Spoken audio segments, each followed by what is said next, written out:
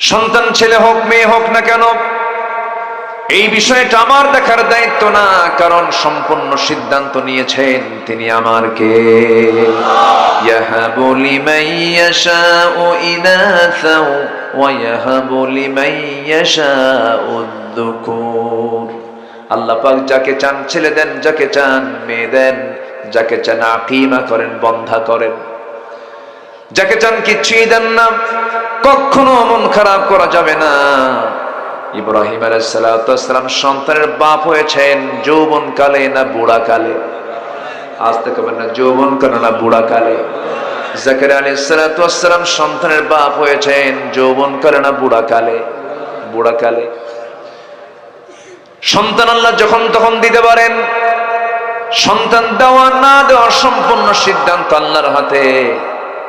আল্লাহ তাআলা সুন্দর করে বলছেন, হুয়াল্লাযী ইউসাব্বিরুকুম ফিল আরহামি কাইফা ইয়াশা। তিনি একমাত্র তার তত্ত্বাবধানে বাচ্চার আকৃতি দিয়ে দেন। ছেলে দেন মেয়ে দেন, দেন না, এই ক্ষেত্রে পৃথিবীর কোনো মানুষকে দোষারোপ করা যাবে না। সম্পূর্ণ ফায়সালা কার? আসতে বলবেন না কার? আল্লাহ। আমার ভাইরা, আমার নবীজি সেই যুগে বলে দিলেন, যে যুগে নারীকে জীবন্ত পুঁতে হত্যা করা হতো। এক সাহাবী দিন গ্রহণ করেছেন, ইসলাম গ্রহণ করেছেন, মনটা তার খুব খারাপ। কয়েকদিন চলে গেল, ঘুম নাই চোখে, মুখে কোনো হাসিও নাই। রাসূল বললেন, ও আমার সাহাবী, দিন গ্রহণ করে তোমাকে আমি অন্যরকম দেখছি কেন? মুখে কেন হাসি নাই? তোমার মন খারাপ হয়েছে কেন? দিন গ্রহণ করে বুঝি তুমি অসন্তুষ্ট হয়েছ? সাহাবী বলছেন, ইয়া রাসূলুল্লাহ, আল্লাহর কসম করে বলি, আমি বড় ভাগ্যবান, আমি দিন পেয়েছি, আমি ইসলাম পেয়েছি, আমি রাসূলকে চিনতে পেরেছি। কিন্তু তুমি এরকম করে কান্দো কেন? হুজুর, কান্না করার হেতু আছে, কারণ আছে। কিসের জন্য কান্দো বলো? সামনে দুটো হাঁটু গেড়ে দিয়ে নবীর সামনে দাঁড়িয়ে বলছেন, হুজুর, সামনে বসে বসে বলছেন, হুজুর, এমন একটা বড় অপরাধ করেছে, আল্লাহ বুঝে আমার এই অপরাধটা কখনো মাফ করবেন না। কি করেছে বলো হুজুর? নিজের হাতে নিজের কন্যা সন্তানকে আমি জীবন্ত পুঁতে হত্যা করেছি। আমার নবীজি শুনে বললেন, সাহাবী, কেমন করে মেরেছো বলো তো? নবীর সামনে বসে আছেন, বসে থেকে কথা বলছিলেন। আমার নবীজি এমন রাসূল, এমন মানুষ ছিলেন, এমন ব্যক্তি ছিলেন, সবার কথা লম্বা সময় মনোযোগ দিয়ে শুনতেন। ছোট্ট ছোট্ট বাচ্চাগুলো নবীর সামনে বসে বসে কথাগুলো শুনতো, তারাও কথা বলতো। রাসূল কথাবার্তা তিনি শুনতেন, আবার বলতেন, বলতেন আবার শুনতেন, সুযোগ দিতেন, চান্স দিতেন। ওই সাহাবী নবীর সামনে বসে বলছেন, ইয়া রাসূলুল্লাহ, জীবনে আমি এমন একটা ভুল করে ফেলেছি, ইসলাম গ্রহণের পূর্বে আমার মনেই ছিল না, কিন্তু যেদিন আমি দিন গ্রহণ করেছি হুজুর, আল্লাহর কসম করে বলি, বিছানায় ঘুমাতে যাই কিন্তু ঘুম আসে না। ওই মেয়েটার কথা আমার বারবার মনে পড়ে যায়। রাসূল বললেন, কেমন করে মানলে বলো? হুজুর, বাচ্চা তার মার পেটে 6 মাস। আমার বউটাকে বললাম, বউ আমার, তোমার মায়ের বাড়ি চলে যাও, সন্তান ডেলিভারি হয়ে গেলে পরে, সন্তান জীবিত হলে সন্তানটাকে আগে দেখবে ছেলে না মেয়ে হয়েছে, ছেলে হলে নিয়ে আসবে, মেয়ে সন্তান আমাকে বলার দরকার নেই, তাকে জীবন্ত পুঁতে হত্যা করবে। আমি অর্ডার দিয়ে দিলাম বউটাকে, বউ চলে গেছে। সন্তানটা মেয়ে হয়েছে, আমাকে বলা হলো, আমার স্বামী, সন্তান তো মৃত হয়েছে। কিচ্ছু বললাম না। আমি জানি সন্তানটা মারা গেছে, কিন্তু 6 বছর আমার বউ, আমার স্ত্রী অন্যের ঘরে আমার চোখের আড়ালে ধীরে ধীরে মেয়ে সন্তানটাকে বড় করেছে। কোনদিন আমার হাতের সামনে, চোখের সামনে ধরা পড়েনি, সেদিন হঠাৎ করে আমার চোখের সামনে ধরা পড়লো। আমি চট করে ধরলাম, মেয়েটাকে নিয়ে আমার স্ত্রীর সামনে হাজির করলাম। বউটা কাঁদতে কাঁদতে বলছে, স্বামী আমার, কতক্ষণ তথ্য গোপন করবে? এই সন্তান তো আমাদেরই সন্তান। খেপে গেলাম, রেগে গেলাম, অগ্নিশর্মা হয়ে গেলাম, চূড়ান্ত খেপলাম, কিন্তু বুঝতে দিলাম না, পরিবেশটা ঠান্ডা রাখলাম, ঠান্ডা মাথার খুনি হয়ে গেলাম। এক পর্যায়ে আমার মেয়েটাকে বললাম, মা, আমি তোমাকে বহুদিন আদর করি না, আমি তোমাকে ভালো করে চিনতাম না, আজকে তোমাকে চিনলাম। মা, তুমি যদি রাজি হও, তোমাকে কালকে নানির বাড়িতে নিয়ে যাব। ফাঁদ পাততে লাগলাম। মেয়েটা আমার বুকের মধ্যে জড়িয়ে ধরে আমাকে বারবার চুমা খায়, আর মার কাছে গিয়ে বলে, মা, এই ভালো বাপটাকে তুমি আগে পরিচয় করে দাও নাই কেন? পরের দিন সকালবেলা মেয়েটাকে সুন্দর কাপড় চোপড় পরায় দিল তার মা। মেয়েটাকে নিয়ে আমি রওনা করলাম। মেয়েটা খুব খুশি, খুব আনন্দ, আহারে আমার বাপকে আমাকে সাথে নিয়ে যাচ্ছে। হুজুর মেয়েটাকে নিয়ে যখন সামনে রওনা দিলাম, সামনে দেখে একটা জঙ্গল, জঙ্গলের দিকে রওনা করলাম। মেয়েটার মুখ ছোট হয়ে গেল। মেয়ে বলছে, বাবা তুমি যাবে নানির বাড়ি, তুমি জঙ্গলের দিকে কেন যাও? কিচ্ছু বললাম না। জঙ্গলটা পার হয়ে গেলাম, হাতে কোদাল নিয়া গর্ত খনন শুরু করে দিলাম। আমার মেয়েটা বারবার বলে, বাবা নানির বাড়ি কখন যাবে? তুমি গর্ত খনন কেন করো? কি হয়েছে তোমার? কি করবে তুমি? কিচ্ছু বললাম না। হুজুর আমার মুখে সেই সময় দাড়ি ছিল, সেই দাড়ির ভিতরে কোদাল মারতে নিয়ে মাটিগুলো ছিটকে এসে দাড়ির মধ্যে ঢুকে যায়। আর আমার মেয়েটা 5 আঙ্গুল দিয়ে কচি কচি হাত দিয়ে খিলাল করে করে সেই মাটিগুলো সরায়া সরায়া দেয়। আর বলে, বাবা গর্ত খনন কেন করো? আমাকে চুমা খায়, আমাকে আদর করে, আমাকে মায়ের বাঁধনে আটকে রাখতে চায় বারবার, কিন্তু আমার দিল তো নরম হয় না হুজুর। তো আমার মেয়েটা আমি দেখতে পেলাম, আমি কোদাল দিয়ে যখন গর্ত খনন করছিলাম আমার শরীর থেকে ঘামগুলো ঝরে, আর আমার মেয়েটা গামছা দিয়া দিয়া সেই ঘামগুলো মুছে মুছে দেয়। আর বলে, বাবা নানির বাড়ি কখন যাবা বাবা বলো তো? কিচ্ছু বললাম না। আমার কপালে চুমো খায়, আমার গালে চুমো খায়। গর্ত খনন যখন শেষ হয়ে গেছে, মেয়েটাকে অভিনয় করে বললাম, মা দেখো তো গর্ত খননটা কেমন হয়েছে। মেয়েটা আস্তে করে মুস্কি হাসি মেরে হুজুর আমার চোখের সামনে দিয়ে গর্তের কাছে গেল, উকি মেরে দেখতে লাগলো। উকি মেরে দেখতে নিয়ে যখন কোমরটা একটু কুঁজো করে যখন দেখতে নিয়েছে নিচের দিকে, পিছন দিকে চলে আসলাম, এমন জোরে সজোরে ধাক্কা মারলাম পিছন থেকে, উপর হয়ে সন্তানটা আমার সেই গর্তের মধ্যে পড়ে গেল। চট করে চিত হয়ে 2টা হাত এক জায়গায় করে বলছে, বাবা বুঝতে পেরেছি আমার মার কথাই সত্য হয়ে গেছে। আমার মা বলেছিলেন তোর বাবার সামনে যাবি না, তোকে মেরে ফেলবে। ও বাবা আমি এটাও জানি তুমি কেন আমাকে আজকে মারার জন্য কিনে নিয়ে এসেছো। নারী সন্তান হয়েছি বাবা, এটাই যদি আমার দোষ হয়ে থাকে বাবা, শেষবারের মতো তোমার কাছে আমি প্রাণ ভিক্ষা চাই। আমাকে একটা বারের জন্য আমাকে বাঁচায় দাও, প্রয়োজনে ভিক্ষা করে খাবো, মৃত্যু মরা পর্যন্ত তোমার সামনে আমি আমার চেহারা দেখাবো না। হুজুর এমন করে আমার সামনে অনুনয় বিনয় করলো, এত ভাবে আমাকে বোঝানোর চেষ্টা করলো, কোনো কাম হলো না। হাতের মধ্যে আমি পাথর হাতের মধ্যে নিলাম, বড় ওজনের পাথর নিয়ে চোখ বন্ধ করে সন্তানটার কলিজা বরাবর মেরে দিলাম। ফিঙ্কি দিয়ে রক্ত পড়া শুরু হলো। সেই রক্তের দৃশ্যগুলো হুজুর আমার আগে কখনো মনে হয় না, এখন কয়েকটা রাত আমি ঘুমাতে গেলেই সেই রক্তের কথা মনে হয়ে যায়। আব্বা আব্বা বলে ডাকতেছে, কতগুলো মনে হয়ে যায়। মাটি চাপা দিয়া, বালু চাপা দিয়া, পাথর চাপা দিয়া নিজের হাতে নিজের মেয়ে সন্তানকে মেরে চলে আসলাম। হুজুর কোনোদিন এত বেশি মনে হয় নাই, কিন্তু যেদিন থেকে দিলটা নরম হয়েছে, আমি ইসলাম কবুল করেছি, সেদিন থেকে শুধু আমার মেয়ের কথা মনে হয়। আমার নবীজি বলছেন, সাহাবীরে ইসলাম গ্রহণের কারণে তোমার এই বড় খুনের গুনাহটা আল্লাহ পাক তোমার জীবন থেকে সাফ করে দিয়েছেন। জোরে বলি সুবহানাল্লাহ। আমার ভাইয়েরা, সবার বাড়িতে মা বোন আছে, মা বোনদেরকে বলবেন সেই মাদের সম্মান তো একমাত্র ইসলামই দিতে পেরেছে, ইসলামই দিয়েছে। আর সেই সম্মানকে টিকে রাখার জন্য সবচেয়ে বড় অলংকার হলো, মেয়েদের জীবনে সবচেয়ে বড় অলংকার হলো পর্দা। বড় অলংকার কি বলেন? পর্দা। পর্দা অবলম্বন করা সবার জন্য সুন্নত না ফরজ? আজ তো সুন্নত না ফরজ? পর্দা আছে যেখানে স্বাস্থ্য আছে সেখানে, সুস্থতা আছে সেখানে। পর্দা নাই যেখানে অসুস্থতার রোগ আছে সেখানে। আমার বন্ধুগণ, কথায় কথা চলে আসলো, ওই মূল্যায়নের দিকে চলে যাচ্ছে। আবার সন্তান ছেলে হোক মেয়ে হোক, কখনো মন খারাপ হওয়া যাবে না। সন্তান হলে, ছেলে হলেও আলহামদুলিল্লাহ, মেয়ে হলেও আলহামদুলিল্লাহ। সমাজের শিরিকের কথা নিয়ে এই লাইনে চলে আসলাম, আবার মূল্যায়নের দিকে চলে যাচ্ছি। আমার বন্ধুগণ, মঙ্গলবারে বাঁশ কাটা যাবে না, শনিবারে বিয়ে হওয়া যাবে না, এই সমস্ত ফতুয়াগুলো হাদিস থেকে আসছে না, দাদির মুখ থেকে আসছে। দাদিরা কইছে। কারা কইছে? দাদিরা বলেছে। আমার বন্ধুগণ, এগুলো বিশ্বাস করা শিরিক। দেখবেন আপনাদের চোখে পড়ছে কিনা, বহু ট্রাকের পেছনে সেনা জুতা ঝুলাইয়া রাখে। দেখছেন কিনা আপনারা জানি না। নতুন ট্রাক, চাকা নতুন, গাড়ি নতুন, বডি নতুন, চেসিস নতুন, নতুন একটা ট্রাকের পেছনে সেনা জুতা ঝুলাইয়া রাখছে। আমি একদিন ট্রাকের এক ড্রাইভারকে বললাম, ড্রাইভার, তোমার যে ট্রাকের পিছনে সেনা জুতা ঝুলাইয়া রাখো কেন? হুজুর, বদ নজর থেকে বাঁচার জন্য। কি নজর থেকে? বদ নজর থেকে বাঁচার জন্য সেনা জুতা ঝুলাইয়া রাখছে। এরকম করে হাজারো ভরি ভরি শিরকের প্রচলন আমার দেশে আছে।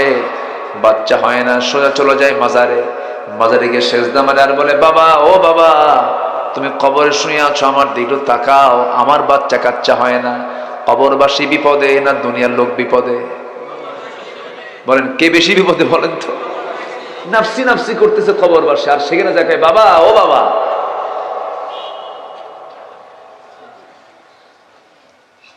কবরে সেজদা দেওয়া হারাম।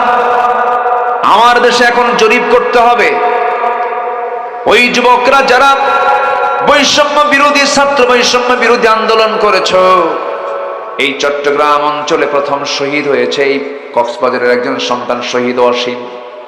জানেন না? আপনারা জানেন না? শহীদ ওয়াসিম সর্বপ্রথম সে শহীদ হয়, সেই কক্সবাজারের ছেলে। তোমরা যেহেতু এত বড় অর্জন করেছ, তোমাদের কাছে আমার আরজ হলো, এই যে দেশে বিভিন্ন শিরকের আঁকড়া আছে। শাহজালাল শুয়ে আছেন, নিঃসন্দেহে শাহজালাল আল্লাহর ওলি ছিলেন। খান জাহান আলী শুয়ে আছেন, নিঃসন্দেহে তিনি আল্লাহর ওলি ছিলেন। কিন্তু এই যে বড় বড় আল্লাহওয়ালার কবরগুলোকে আজকে শিরকের আস্তানা বানায় ফেলেছে। সে জায়গায় শিরিক চলে, বিদআত চলে, কুফর চলে।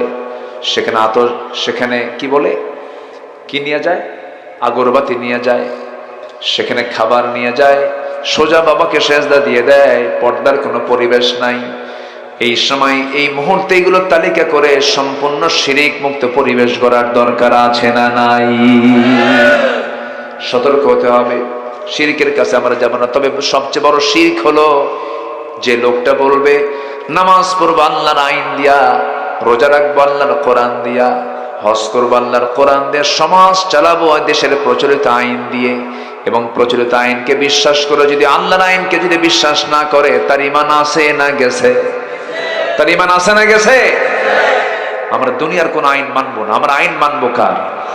আসতে বলবেন না, কার? আমরা সরলতা বুঝি, আমাদের সরল পথে আল্লাহ চলতে বলেছেন। কোনো কথা নাই। যে দলের লোক আপনার কাছে এসে বলবে, ভাই আমার দলে আসেন, আপনি তখন উল্টা প্রশ্ন করে বলবেন, ভাই তোমার দলের নাম কি? কমক। বাস আগে শুনবেন, এরপরে বলবেন, তুমি কি নামাজ চাও? না। নামাজ কায়েম হোক চাও? না। যাকাত ভিত্তিক অর্থনীতি চালু হোক তুমি কি চাও? না। তুমি কি পর্দার বিধান জারি হোক তুমি কি এটা চাও? না। তুমি কি আল্লাহর আইন কায়েম হোক তুমি কি এটা চাও? না। কোনো কথা নাই। পায়ের নিচে যে জিনিস থাকে, জুতা হাতে নিয়ে গাল বরাবর মেরে দিবেন। লোকমান তার সন্তানকে নসিহত দিচ্ছেন, ইয়া বুনাইয়া লা তুশরিক বিল্লাহ ইন্নাশ শিরকা লাযুলমুন আযীম। প্রথমে শিরকের ব্যাপারে নসিহত করলেন, এরপরে পিতামাতার ব্যাপারে নসিহত করলেন, এরপরে বলছেন, ইয়া বুনাইয়া আকিমিস সালাহ ওয়া আমুর বিল মা'রুফি ওয়ানহা আনিল মুনকার واصبر على ما أصابك إن ذلك من عزم الأمور। জোরে বলুন আল্লাহু আকবার। আমার বন্ধুগণ, অনেক কথা এখনো পড়ে আছে। আজকে আমি যে বিষয়টা নিয়ে কথা বলতে চাচ্ছিলাম, কথা অনেক আগে শুরু হয়ে গেছে। জেনার কাজ, সুদের কাজ, মনের অপকর্মগুলো সমাজে থাকা দরকার না বন্ধ হওয়া দরকার? এরকম কিছু অপছন্দনীয় কাজগুলো আছে যে কাজগুলো আমার আল্লাহ পছন্দ করেন। যদি কোনো বান্দা আল্লাহর অপছন্দনীয় কাজগুলোকে নিজের জীবন থেকে মাইনাস করতে পারে, সেই বান্দার ঠিকানাই তো জান্নাত হয়ে যাবে। যদিও সেজদার হালতে গেলেন না আপনি, কিন্তু রুকু তো হয়ে যাচ্ছে। ওয়ারকাউ মা'আর রাকিঈন, রুকুকারীর সঙ্গে তুমি রুকু করো। নামাজের মধ্যে সেজদাও আছে, রুকু আছে। আপনি যখন কারো কদম মুচি করতে যাবেন, সেই সময় রুকুর হালটা চলে আসে, দরকার নাই। শিরকের কোনো গুনাহ মাফ হবে না। আল্লাহ বলছেন, বান্দারে তোর কত গুনাহ হয়েছে, বিকরাবিল আরদিল খাতায়া আনানাস সামা, আকাশ ছেয়ে গেছে, জমিন বিস্তৃত হয়ে গেছে গুনাহ দিয়া, গুনায় ভরপুর তোমার জীবন, কিন্তু কোনো প্রবলেম নেই। আল্লাহ তুশরিক বি শাইআন, আমার কাছে শিরিক মুক্ত হয়ে আসো, আমার সামনে বিদআত মুক্ত হয়ে আসো, আমি তোমার সমস্ত গুনাহগুলোকে মাফ করে আমি তোমাকে সম্মানজনক জান্নাত দিয়ে দেব। আমার আল্লাহ কিছু কিছু গুনার দিকে তাকাবেনই না। আমার আল্লাহ কি ছোট না বড় বলেন তো? ছোট না বড়? কিছু কিছু গুনাহ আল্লাহ দেখবেনই না। আল্লাহ দেখবেন কেমন? আল্লাহ তো রব, আল্লাহ তো আমার দয়ালু, আল্লাহ আল্লাহ আমার রহমান, আল্লাহ আমার রহিম, আল্লাহ আমার গফফার, আল্লাহ আমার গফুর। আল্লাহ দেখবেনই না, কারণ হিসাব নিলে তো বাঁচার না, উপায় নাই। কিছু কিছু গুনার দিকে আল্লাহ পাক নজরই দিবেন না। আল্লাহ রাব্বুল আলামিন এক জায়গায় বলছেন, ইন তাজতানিবু কাবাইরা মা তুনহাউনা আনহু নুকাফির আনকুম সাইয়্যাতিকুম ওয়া নুদখিলকুম মুদখালান কারীমা। বান্দা, তুমি যদি বড় বড় কবিরা গুনাহগুলো ছেড়ে দাও, ছোট ছোট গুনার দিকে আমি আল্লাহ তোমার ফিরিয়ে তাকাবো না, আমি তোমার সমস্ত গুনাহগুলো মাফ করে আমি তোমারে জান্নাত দিয়ে দেব। কোন মাছ যখন আপনি বাজারে কিনতে যান, যে মাছটা অনেকক্ষণ হায়াত থাকে, যেরকম কই মাছ, কিসের ভিতরে তারা রাখে বলেন তো? পানির মধ্যে রাখে না? এটাকে বলে জিয়াল মাছ, জীবিত মাছ। এই এলাকায় কি কয়? জিয়াল মাছ বলে। এরপরে কানস মাছ, মাগুর মাছ আছে না? এই যে মাছগুলো যখন আপনি, এই যে দামি দামি মাছগুলো যেগুলো অনেকক্ষণ ধরে জীবিত থাকে, এই মাছগুলো যখন বাজার থেকে বাজার থেকে যখন কিনে আনেন, দোকানদারকে যখন বললেন, দোকানদার আমার জন্য 2 কেজি মাপ দাও, শুধু মাছই ওঠে না, পানিও ওঠে। আসতে কয় 10 গ্রাম হোক 20 গ্রাম হোক, কিছু পানিও কিন্তু উঠে যায়। কিন্তু ওজন কিন্তু হয়ে গেছে, আপনারও কোনো ক্লেম নাই। দোকানদার আপনাকে দিয়ে দিল, মাছ বিক্রেতা আপনাকে দিয়ে দিল, 1000 গ্রাম মাছ না পেয়ে আপনি 980 গ্রাম পেলেন, আর 20 গ্রাম পানি হলো। আল্লাহ বলছেন, বান্দারে তোর আমল নামা যদি নেক হয়, ভালো হয়, ওর মধ্যে কিছু যদি গুনাহও থাকে, আমি আল্লাহ ওটাকে পূর্ণ গ্রাম করে আমি তোমার ওজনটা ভারী করে জান্নাত দিয়ে দেব। গুনার দিকে তাকাবো না আমি অত, কিন্তু সত্য হলো শিরকের কোনো গুনাহ করা যাবে না। আমি মুসলমান, আমি মানুষের আইন মানি কেন? আমি মুসলমান, আমি মানুষের তৈরি করা বিধান মানবো কেন? আমার দেশে এমন মুসলমান আছে, তারা বিশ্বাস করে নেয় কোরআন শুধু ধর্মীয় কিতাব, আইনের কিতাব এটা নয়। কে যেন আমার সামনে কিছুক্ষণ আগে কথা বললেন, ভাইজানিতে বলেছেন, আমার এখন মনে হয়েছে, আমার বন্ধুগণ, একজন মুসলমান কখনো মুসলমান থাকতে পারে না যদি কোনো মুসলমান সে বলে আল্লাহর আইন চলতে পারে না। আমার দেশে এরকম লোক আছে না নাই? আসতে বলবেন না, আছে না নাই? আল্লাহ রাব্বুল আলামিনের ফতোয়া শোনেন। কার ফতোয়া? আসলে ফতোয়া দেন কে? আল্লাহই তো ফতোয়া দেন। আল্লাহ রাব্বুল আলামিন বলেন, ওয়া মান লাম ইয়াহকুম বিমা আনজাল, আউযু বিল্লাহি মিনাশ শাইতানির রাজীম।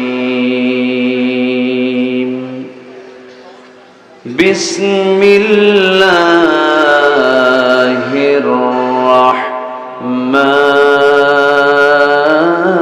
রাহমানির রাহিম।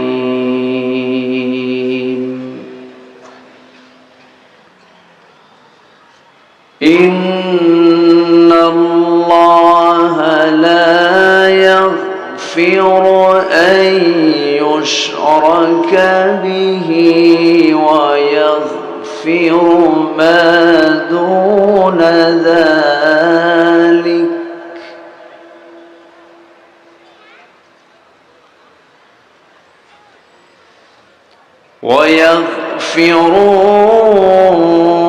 ويغفر ما دون ذلك لمن يشاء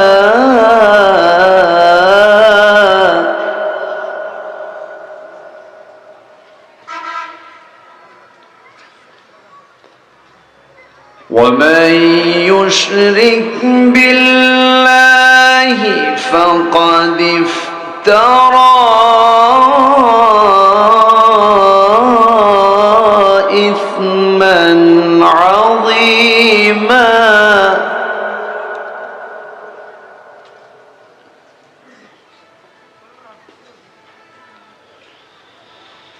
ألم تر إلى الذين يزكون أنفسهم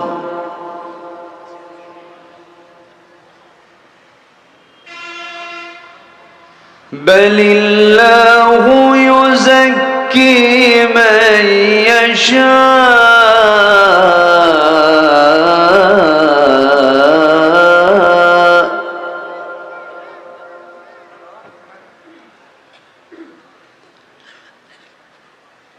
بل الله يزكي من يشاء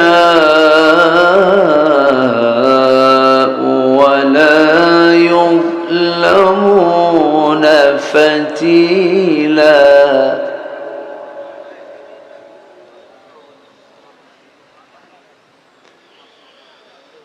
الله أكبر بسم الله الرحمن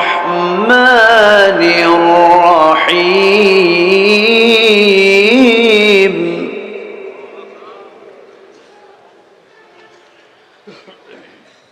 إن الله وملائكته يصلون على النبي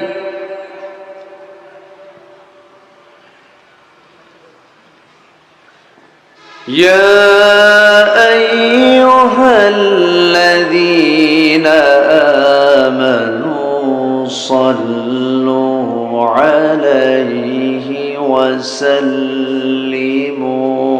تسليما اللهم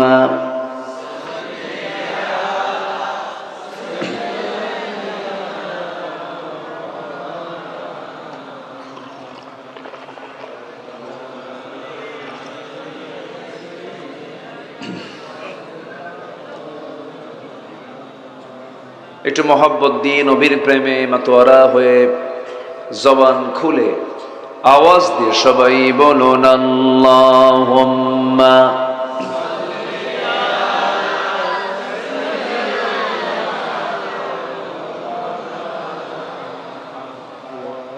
ওয়া আলা আলি সাইয়্যিদিনা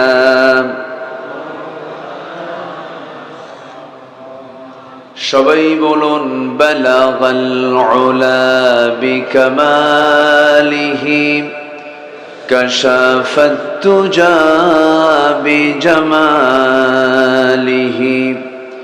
হাসনাত জামিউ খিসালিহি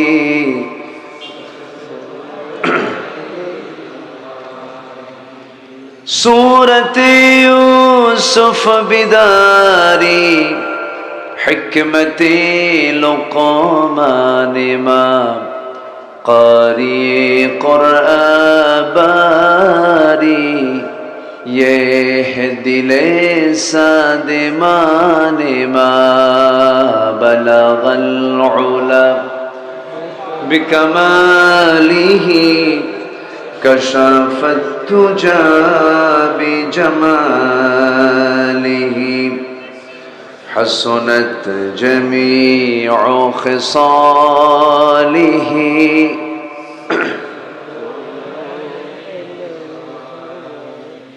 আমি কোরআনের সুর মাঝে শুনেছি যে নাম আজানের সুর মাঝেও শুনেছি সে নাম ও নাম শুনেছি আমি আমার হৃদয় হে রাসূল নবীজি তোমায়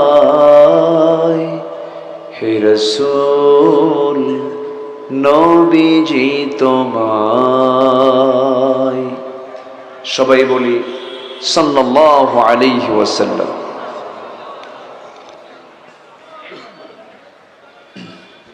পিছনে লাগতে একটু।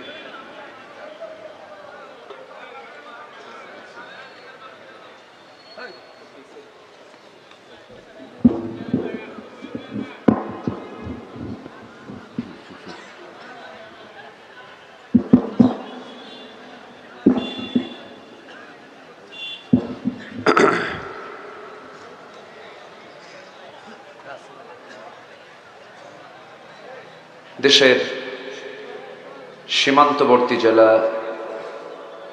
চট্টগ্রাম অঞ্চলের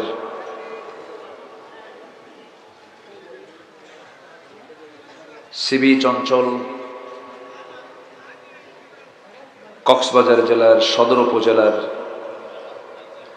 হেলফুল ফজুল ইসলামী যুব সংস্থা, ইসলামী মানব কল্যাণ সংস্থা মাহফিল ইন্তেজামি কমিটি কর্তৃক আয়োজিত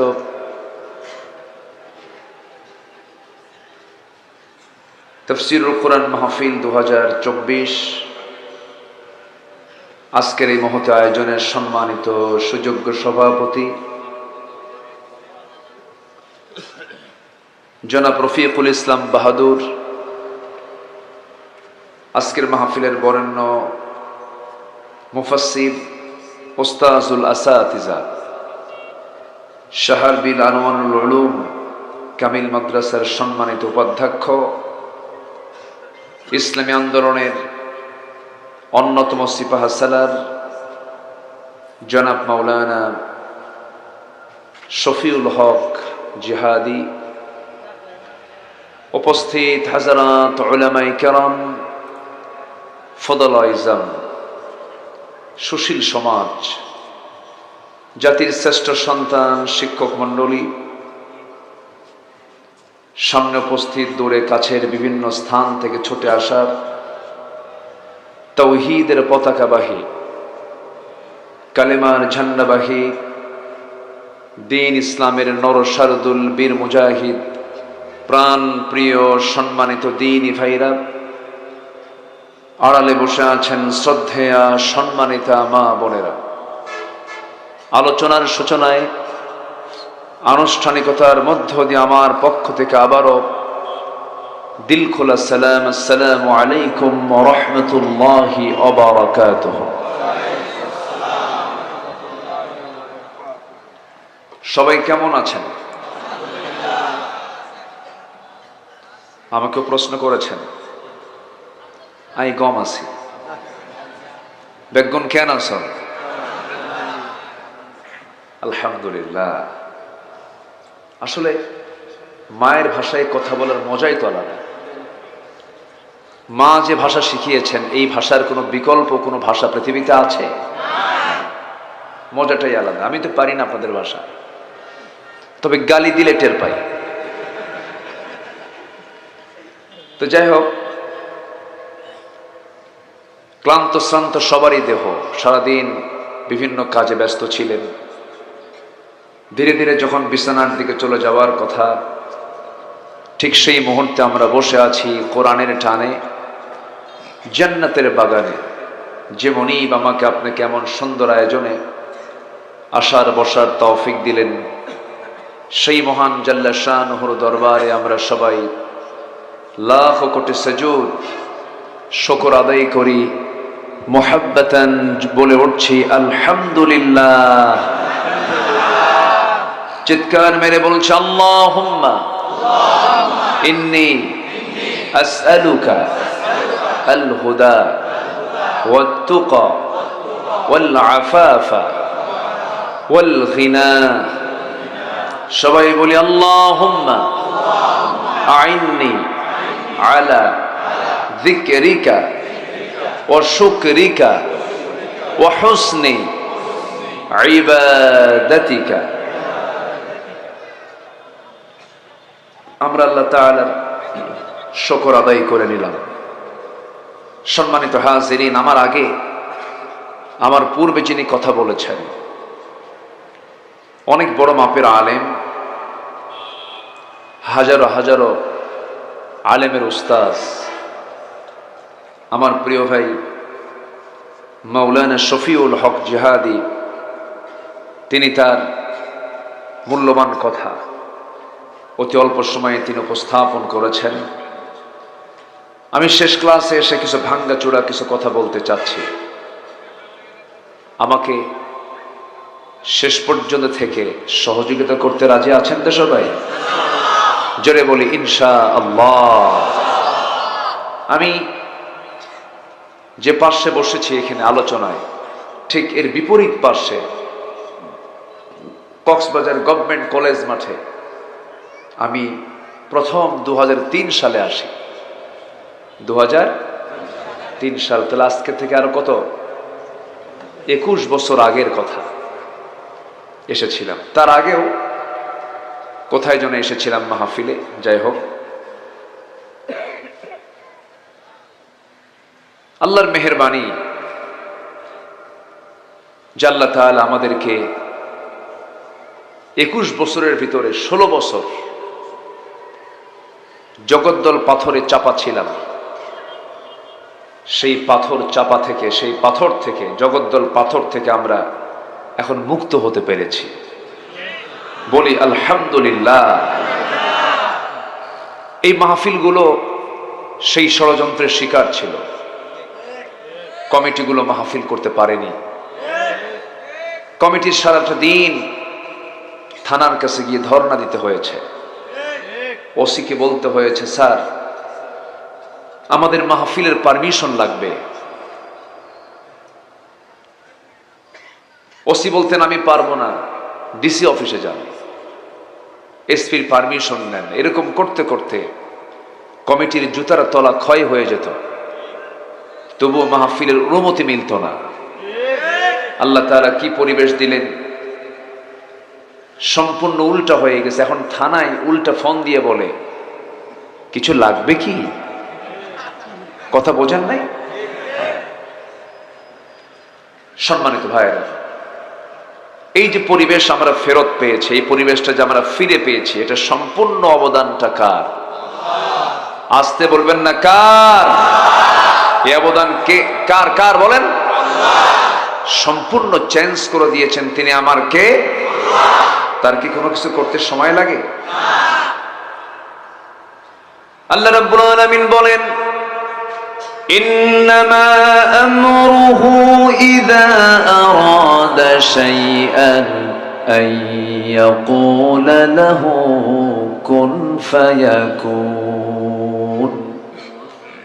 তিনি যখন কোনো কাজের সিদ্ধান্ত নেন, ইরাদা করেন, শুধু বলেন হও, সঙ্গে সঙ্গে মাইক্রো সেকেন্ডের চেয়ে আগে তা হয়ে যায়। অসম্ভবকে সম্ভব করতে পারেন তিনি। আমার কে? আল্লাহ তাআলা। সম্মানিত ভাইয়েরা, সেই অনুকূল একটি পরিবেশ আমরা পেয়েছি। যারা 16 বছর ইসলাম, আল্লাহর দ্বীন, আল্লাহর কালাম কোরআন এগুলো নিয়ে যারা ষড়যন্ত্র করেছেন, এবং এই কোরআন এবং হাদিসের জ্ঞানে যারা জ্ঞানবান, আলেমদেরকে নিয়ে যারা বিভিন্ন অবৈধ নাটক সাজিয়েছিলেন, নিরপরাধ আলেমদেরকে জেলখানায় বন্দি রেখে তাদের বাক শক্তিকে, স্বাধীনতাকে হরণ করেছিলেন, কিন্তু শেষ পর্যন্ত এত কিছু করেও তো কোনো লাভ হলো না, পালাতেই হলো। আসতে কন কেন? আসতে কন কেন? পালাতেই হলো। আমাদেরকে প্রচুর গালিগালাজ করা হয়েছে, আমাদেরকে বলা হয়েছে রাজাকার। কিন্তু আমার দেশের যত মানুষকে রাজাকার বলা হয়েছে, কোন রাজাকার পাকিস্তান যায় নাই। কেউ কি পাকিস্তান গেছে? কিন্তু যারা দিল্লির রাজাকার, সেই দিল্লি রাজাকার গুলো ঠিকই দিল্লি গিয়ে বসে আছে, ঠিক কিনা? সম্মানিত ভাইয়েরা, পরিবেশ আমরা ফিরে পেয়েছি। আল্লাহ পাকের শুকরিয়া আদায় করি।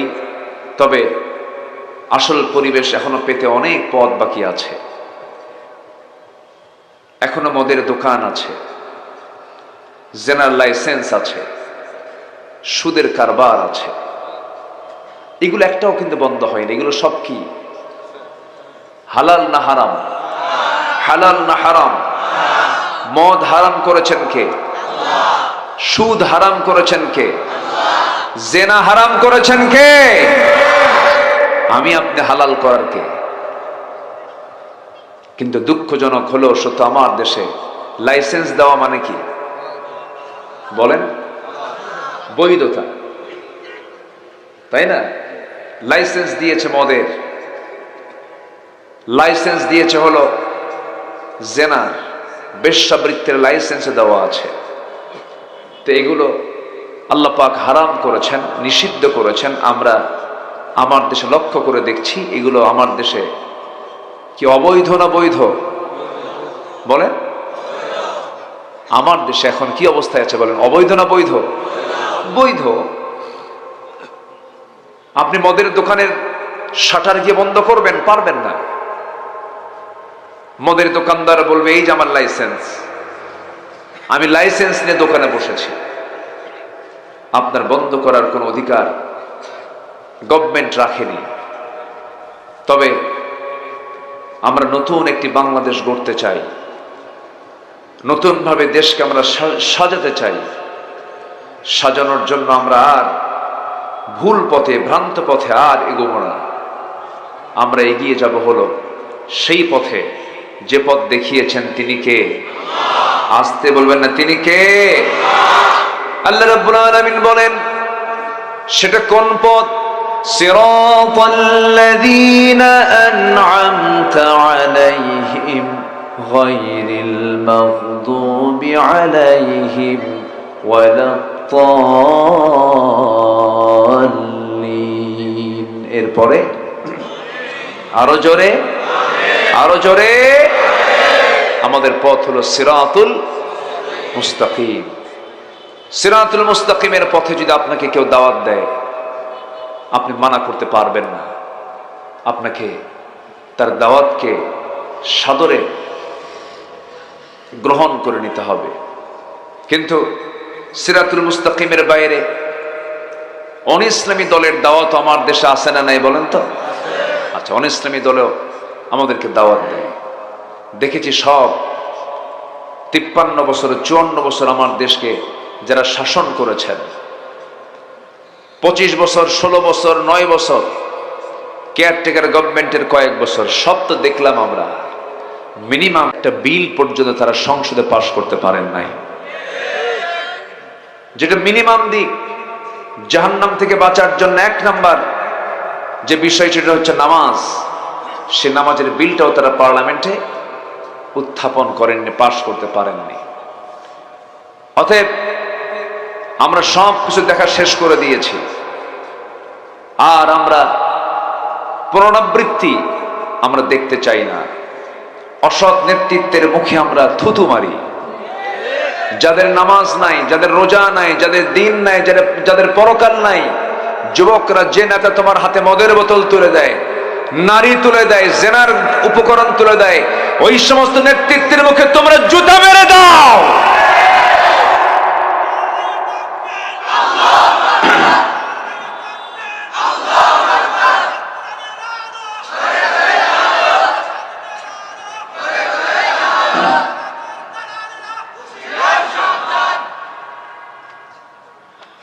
সম্মানিত ভাইয়েরা, কক্সবাজারবাসী খুব শান্তশিষ্ট মানুষ। আমি আসি তো, 2-1টা আবু জেল থাকতেই পারে। নাম কোমল হলেও কঠোর হয়। কি কথা কি বুঝতেছেন আপনারা? নাম কোমল হলেও অনেক কঠোর আচরণ আমরা পেয়েছি। সম্মানিত ভাইয়েরা, সম্মানিত বন্ধুগণ, নিউ ওয়ার্ল্ড অর্ডার, বর্তমান বিশ্বের চাহিদা। পৃথিবীর কোথাও শান্তি নাই তো। আমেরিকা শান্তির দেশ কে বলেছে? কে বলেছে ইউরোপ শান্তি? না, পৃথিবীর কোথাও শান্তি নাই।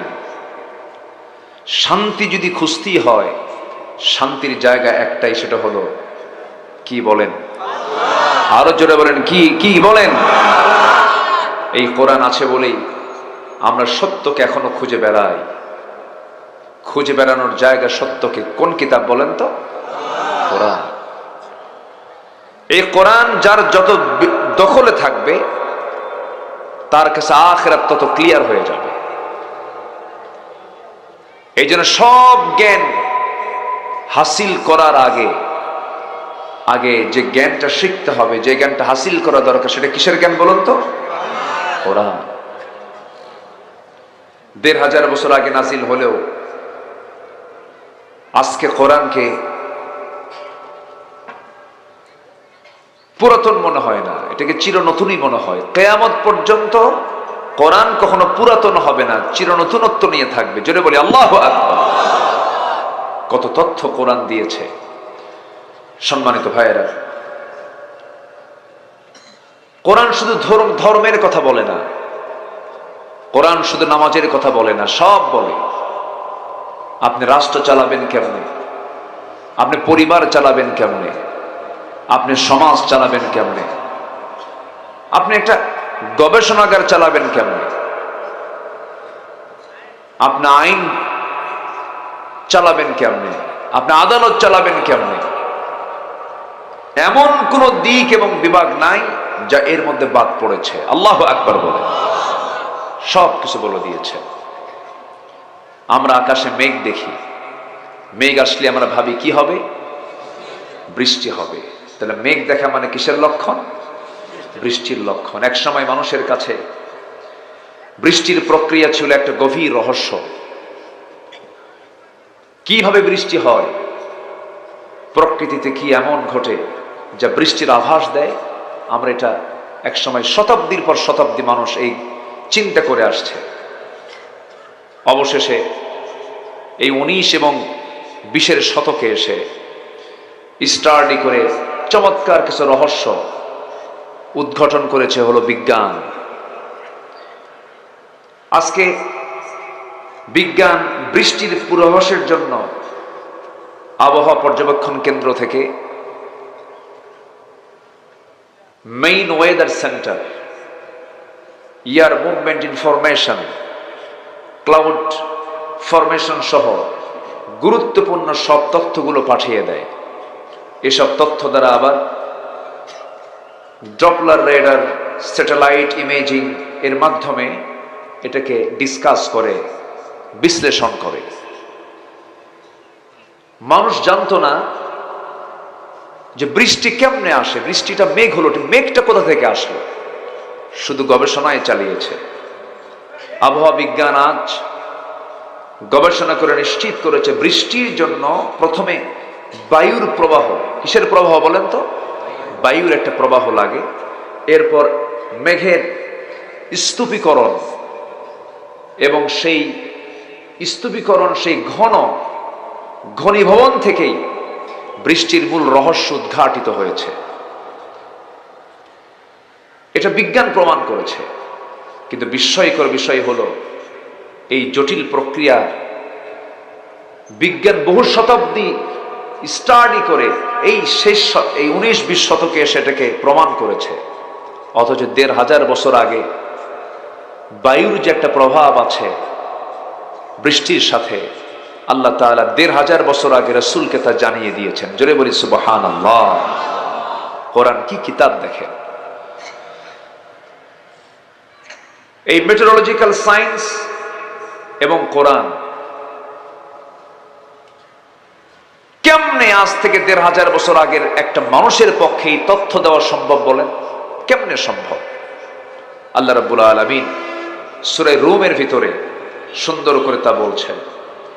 আল্লাহ রাব্বুল আলামিন বলেন, আল্লাহুল্লাযী ইউরসিলুর রিয়াহা ফাতুসীরু সাহাবান ফায়াবসুতুহু ফিস সামাই কাইফা ইয়াশা ওয়া ইয়াজআলুহু কিসাফান ফাতারাল ওয়াদাক يخرج من خلاله فإذا أصاب به من يشاء من عباده إذا هم يستبشرون জোরে বলুন আল্লাহু আকবার। তিনি সেই আল্লাহ, আল্লাহুল্লাযী ইউরসিলুর রিয়াহ, তিনি সেই মহান প্রভু যিনি বায়ু প্রেরণ করেন, অতঃপর তা মেঘমালাকে সঞ্চারিত করে, অতঃপর তিনি মেঘমালাকে যেভাবে ইচ্ছা আকাশে ছড়িয়ে দেন, তাকে স্তরে স্তরে রাখেন। এই যে সুন্দর করে বৃষ্টির যে প্রক্রিয়া, এই সম্পূর্ণ তথ্যটা ১৫০০ বছরে জানায়া দিয়েছেন তিনি আমারকে। এখন বলেন ১৯-২০ শতকে বিজ্ঞান যে প্রমাণ করলো, বিজ্ঞান প্রমাণের যে কথা বলছে, তারা কি প্রমাণ করলো না কোরআন থেকে ধার নিল? কোরআন থেকে ধার নিল। সম্মানিত ভাইয়েরা, আবার বৃষ্টি হয়, আকাশ থেকে বৃষ্টি হয় না? বৃষ্টি নাজিল করেন তিনি কে? আসতে বলবে না, তিনি কে? আল্লাহ। তিনি যে বৃষ্টিটা নাজিল করেন, এটা কিন্তু পরিমাণ মতো নাজিল করেন। যতটুকু নাজিল করা দরকার ততটুকুই নাজিল করেন, এর বেশি নয়। কতটুকু? যতটুকু বাষ্পীয় হয়, পানির চক্রের আকারে বাষ্পীয় হয়ে, পানিটা বাষ্পীয় হয়ে যখন শূন্যে, যখন আকাশে যখন আল্লাহ পাক উঠায় নেন, যে পরিমাণ উঠান সেই পরিমাণ বৃষ্টি দেন। সুবহানাল্লাহ বলবেন না? বিকাদার, সুপরিমিত। আল্লাহ রাব্বুল আলামিন বলেন, ওয়াল্লাযী নাযালা মিনাস সামাই মাআন বিকদর فأنشرنا به بلدة ميتا كذلك تخرجون জোরে বলুন আল্লাহু আকবার। দুই একজন করে মাহফিল থেকে উঠতেছেন, কি সমস্যা? আমি কি দোয়া করে দেব? তো ওঠেন কেন? বসো। মাহফিল থেকে বিনা কারণে ওঠা বসা, এটা কি আদবের কাজ হবে? এটা বলেন তো। এই মাহফিলকে সুন্দর রাখার দায়িত্ব, এই মাহফিলের শৃঙ্খলা রক্ষার দায়িত্ব একার না সবার? বলেন, একজনের না সবার? বসুন। কত রাত তো এদিক সেদিক পার করলাম। দেখেন না, কক্সবাজারে আসে, সি বিচের সামনে ঠ্যাং দুইটা কেবলামুখী কইরা মুরাক্কাবা মুশাহাদে চুল ছেড়ে দিয়ে বসে থাকে। কি আছে না? এরকম আছে না? কত বেহায়াপনা, কত সময় নষ্ট, কত অপচয়। আমরা এখানে যে বসে আছি, এই জায়গার মূল্য যদি আমরা বুঝতাম। সম্মানিত বন্ধুগণ, যতক্ষণ থাকবো আমার আমল নামা থেকে গুনাহগুলো ঝরতে থাকবে এবং আমল নামায় সওয়াব প্লাস হতে থাকবে এবং ফেরেশতারা গুনাহ মাফের জন্য আল্লাহর কাছে প্রার্থনা করতে থাকবে। এই একটা বরকতময় জায়গা থেকে যিনি উঠে যাবেন বিনা কারণে, আমি মনে করি তিনি একটা বরকত থেকে বঞ্চিত হলেন। একটু বসুন। তাহলে আকাশের যে বৃষ্টি, এই বৃষ্টি আল্লাহ পাক কি মানে পরিমাণ ছাড়া নাজিল করেন না পরিমাণ মতো নাজিল করেন? পরিমাণ মতো, যা নাজিল হওয়া দরকার সেটাই নাজিল করেন। আমার বন্ধুগণ, যদি এই পরিমাণ মতো নাজিল না হতো, সব এলোমেলো হয়ে যেত, মহাপ্লাবন হয়ে যেত এবং এই পৃথিবীর জীব জগৎটা পানির চক্রের উপরই তারা নির্ভরশীল বেঁচে আছে। মানুষ দুনিয়ার সকল টেকনোলজি, সকল প্রযুক্তি এক জায়গায় করেও যদি পানি চক্র যদি পুনরুৎপাদন করতে চায়, কিয়ামত হয়ে যাবে। পানি চক্রের এই পদ্ধতি মানুষ কখনো তৈরি করতে পারবে না, মানুষের দ্বারা সম্ভব নয়। সম্মানিত ভাইয়েরা, এই তথ্যগুলো, এই আবহাওয়া বিজ্ঞান নিয়ে কোরআন কথা বলছে। বলুন তো, এটা কি কোনো মানুষের পক্ষে সম্ভব? এটা বলেন সম্ভব? আকাশে মেঘ। আমি গত 2 বছর আগে কাতার থেকে আসছিলাম। তো বিমানে উঠলাম, আমার এরকম কখনো মনে হয়নি। হঠাৎ করে দেখি এরকম বিশাল এই মেঘ, বিশাল মেঘমালা ভাসমান হয়ে আছে, মেঘের উপরে বিমান চলছে। তো ভাবলাম, আল্লাহ তুমি এই মেঘমালাগুলোকে কেমনে রাখছো, এর কি ওজন টোজন আছে নাকি? আমি একটু চিন্তা করলাম, একটু সার্চ দিতে লাগলাম, খুঁজতে লাগলাম কোরআনে কোথাও এই ব্যাপারে কোনো কথা আছে নাকি। আল্লাহ রাব্বুল আলামিন সূরা রাদের মধ্যে বলছেন, হুয়াল্লাযী ইউরীকুমুল বারকা খাওফান ওয়া তামাআন ওয়া ইউনশিস সাহাবাস সিকাল। জোরে বলুন আল্লাহু আকবার। এর তো অবশ্যই ওজন আছে। কিউমুলাস নামে কিছু মেঘমালা আছে যার ওজন হলো 3 লক্ষ টন। আর কিউমুলাস নামে কিছু মেঘমালা আছে যাদের ওজন হলো 10 লক্ষ টন। জোরে কোন সুবহানাল্লাহ। ঝুলায় রেখেছেন কে? ভাসমান রেখেছেন কে? যদি ছেড়ে দেওয়া হতো, ছেড়ে দিলে আমার আপনার বিল্ডিং কোথায় যেত? সব শেষ হয়ে যেত। আমার বন্ধুগণ, মহান রব্বুল আলামিন পানি চক্রের কথা 1500 বছর আগে বললেন।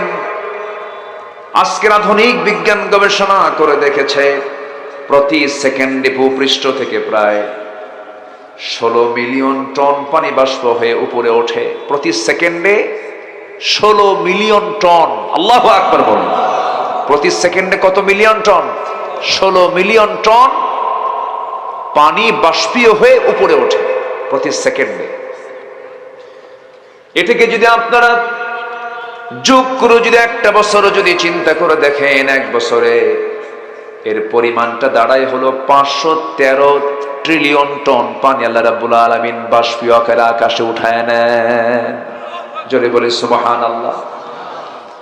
সেই পরিমাণ পানি উঠান, যে পরিমাণ বৃষ্টি আল্লাহ পাক নাজিল করেন, হয়তো একটু কম বেশি হতে পারে, কিন্তু ব্যালেন্স রেখেছেন, ভারসাম্য রেখেছেন তিনি আমার। জোরে বলুন, চিল্লা বলুন কে? আল্লাহ বলছেন, বান্দারে এই সিস্টেমগুলো আমি তোমার জন্য বানিয়ে দিয়েছি, তোমার দায়িত্ব কি? আল্লাহ বলছেন, বান্দা আমি তোমার জন্য সবকিছু করে দিয়েছি। হুয়াল্লাযী খালাকা লাকুম মা ফিল আরদি জামিআ। আর তোমার দায়িত্ব হলো, তুমি বান্দা আমি তোমাকে আমার গোলামির জন্য আমি তোমাকে দুনিয়াতে পাঠিয়েছি। তোমার দায়িত্ব হলো প্রশংসা করো, না করে প্রশংসা করবে। আলহামদুলিল্লাহি রাব্বিল আলামিন। চিৎকার মেরে বলুন, আলহামদুলিল্লাহি রাব্বিল আলামিন। আর রহমানির রহিম মালিকি ইয়াউমিদ্দিন। إياك نعبد وإياك نستعين اهدنا الصراط المستقيم صراط الذين أنعمت عليهم غير المغضوب عليهم ولا الضالين। এরপরে আরো জোরে, আরো জোরে, আরো জোরে। আমার বন্ধুগণ, এই জন্য কোরআনটাকে বুঝতে হবে, কোরআনটাকে জানতে হবে, কোরআনটাকে রপ্ত করতে হবে। কোরআন যে জাতি যত বেশি জানবে, সেই জাতি তত বেশি ভদ্র হবে, সে জাতির চরিত্র তত ভালো হয়ে যাবে। দুঃখজনক হলো সত্য, দেশ স্বাধীন হয়েছে 71, আজকে 2024 সাল, আজ পর্যন্ত এমন কোন শিক্ষা ব্যবস্থা আমার দেশে চালু হয় নাই যে শিক্ষার পদ্ধতির মধ্য দিয়ে জাতি ভালো করে কোরআন শিখতে পারবে। এখানে যারা বসে আছেন, আমি যদি এই মুহূর্তে একটা প্রশ্ন করি, কোরআনকে সহি করে পড়তে পারেন কয়জন? বিশেষ সংখ্যক কিন্তু হাত তুলতে পারবেন না, অল্প সংখ্যক হাত উঠবে। যদি বলা হয় কোরআনটা অর্থ সহ বুঝেন কয়জন? আরো হাত কম উঠবে। আবার যদি বলা হয় কোরআনের ব্যাকরণগুলো, কাওয়ায়েদগুলো বুঝে, তাফসীর সহ বুঝেন কয়জন? আরো হাত কম উঠবে। হয়তো হাত দুই একটা ছাড়া আর হাত উঠবেই না। এই চিত্র তো চিত্রায়িত হওয়ার কথা ছিল না। 47 দ্বিজাতি তত্ত্বের ভিত্তিতে দেশটা পৃথক হলো, হিন্দুস্তান পাকিস্তান। মুসলিম এবং হিন্দু জাতি এক হতে পারে না, কিন্তু সেই মুসলিম জাতি সত্তা, সেই মুসলিমের তাহজিব তামাদ্দুন মুসলমানদের মাঝ থেকে আউট করে দেওয়া হলো। আবার নতুন করে স্বাধীনতার প্রয়োজন হলো। ৭১ দেশ স্বাধীন হলো, আজকে 2024 সাল। আমরা এমন স্বাধীন হলাম, এদেশের মায়েরা, আমার দাদির আমলে এদেশের আমার দাদিরা আজ থেকে 40-50 বছর আগে যে ব্লাউজ বানিয়েছেন, যে ব্লাউজ তারা পরেছেন, গায়ে যে ব্লাউজটা তারা লাগিয়েছেন, সেই ব্লাউজটা বানাতে 1 গজ 14 গিরা কাপড় লাগতো। আর আজকে স্বাধীনতার 50-53 বছর পরে এসে সেই ব্লাউজের কাপড় কমতে কমতে স্বাধীন হতে হতে 1 গজই বাদ আছে মাত্র 4 গিরা। ঠিক কিনা? এটাই তো অর্জন হয়েছে আমাদের।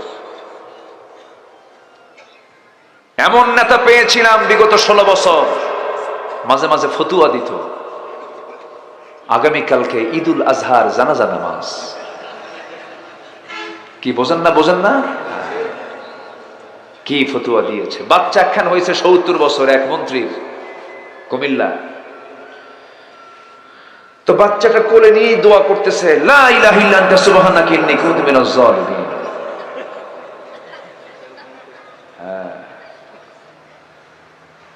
কি দোয়া!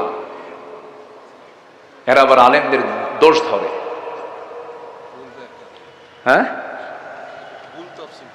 হ্যাঁ, আলেমদের দোষ ধরে। আলেমরা কি জানে? সম্মানিত বন্ধুগণ, ওই এক কানার কথা মনে হলো। এক কানা গেছে মসজিদে নামাজ পড়তে। কানা বোঝেন তো? যার কি নাই, চোখ নাই। এলাকায় কি করে? কানাই করে। আচ্ছা, অন্ধ অন্ধ। হাদা হাদা। হ্যাঁ জি, আপনাদের ভাষাগুলো আমার খুব মজা লাগে। ওই যে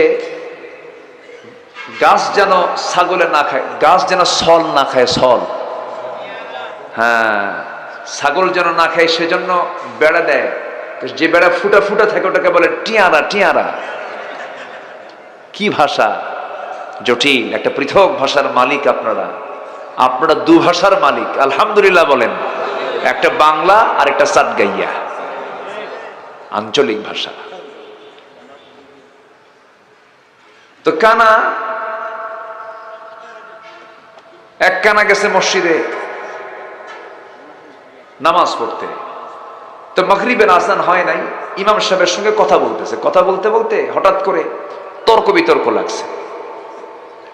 তো তর্কের এক পর্যায়ে আবার আজান দিয়ে ফেলছে, তর্ক থেমে গেছে, বাকবিতণ্ডা থামছে। নামাজের মধ্যে ইমাম সাহেব সূরা ফাতিহা পড়ার পরে এমন একটা সূরা বলছে, এমন একটা আয়াত বলছে, যে আয়াতের অংশ হলো ওয়া কানা মিনাল কাফিরিন। কানার কাছে মেজাজ খারাপ হইয়া, কিছুক্ষণ আগে গন্ডগোল হলো, আর নামাজের মধ্যে ফতুয়া জারি হলো, আমি কানা কাফের।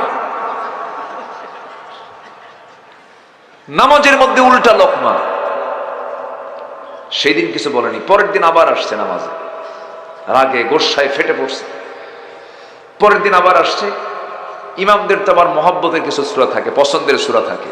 ওই আয়াতটাই আবার বলছে সূরা ফাতিহার পরে। যখন এবার শুনছে আবার ওয়া কানা মিনাল কাফিরিন, নামাজের মধ্যে উল্টা লোকমা, ও ল্যাংড়ানা মিনাল ফাসিকিন।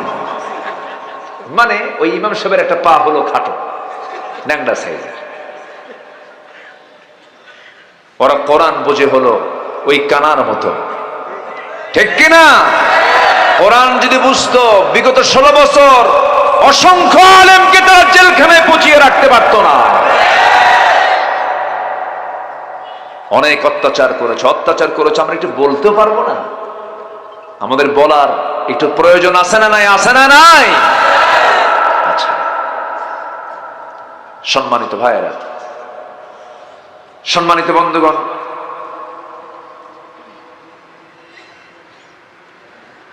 দেশ নতুন একটি পরিবেশ ফেরত পেয়েছে, ফিরে পেয়েছে। বলি আলহামদুলিল্লাহ। আমরা নতুন সাজে সাজাতে চাই। জেনার লাইসেন্স দিয়ে নয়, মদের লাইসেন্স দিয়ে নয়, সুদের কারবার দিয়ে নয়, তাহজিব তামাদ্দুন, ইসলামী তাহজিব তামাদ্দুন দিয়ে, পর্দা দিয়ে, নামাজ দিয়ে, যাকাত দিয়ে, নামাজের আইন পাশের মধ্য দিয়ে আমরা সমাজ থেকে সুন্দর করে সাজাতে চাই। রাজি আছেন তো ইনশাআল্লাহ? সব দেখা শেষ।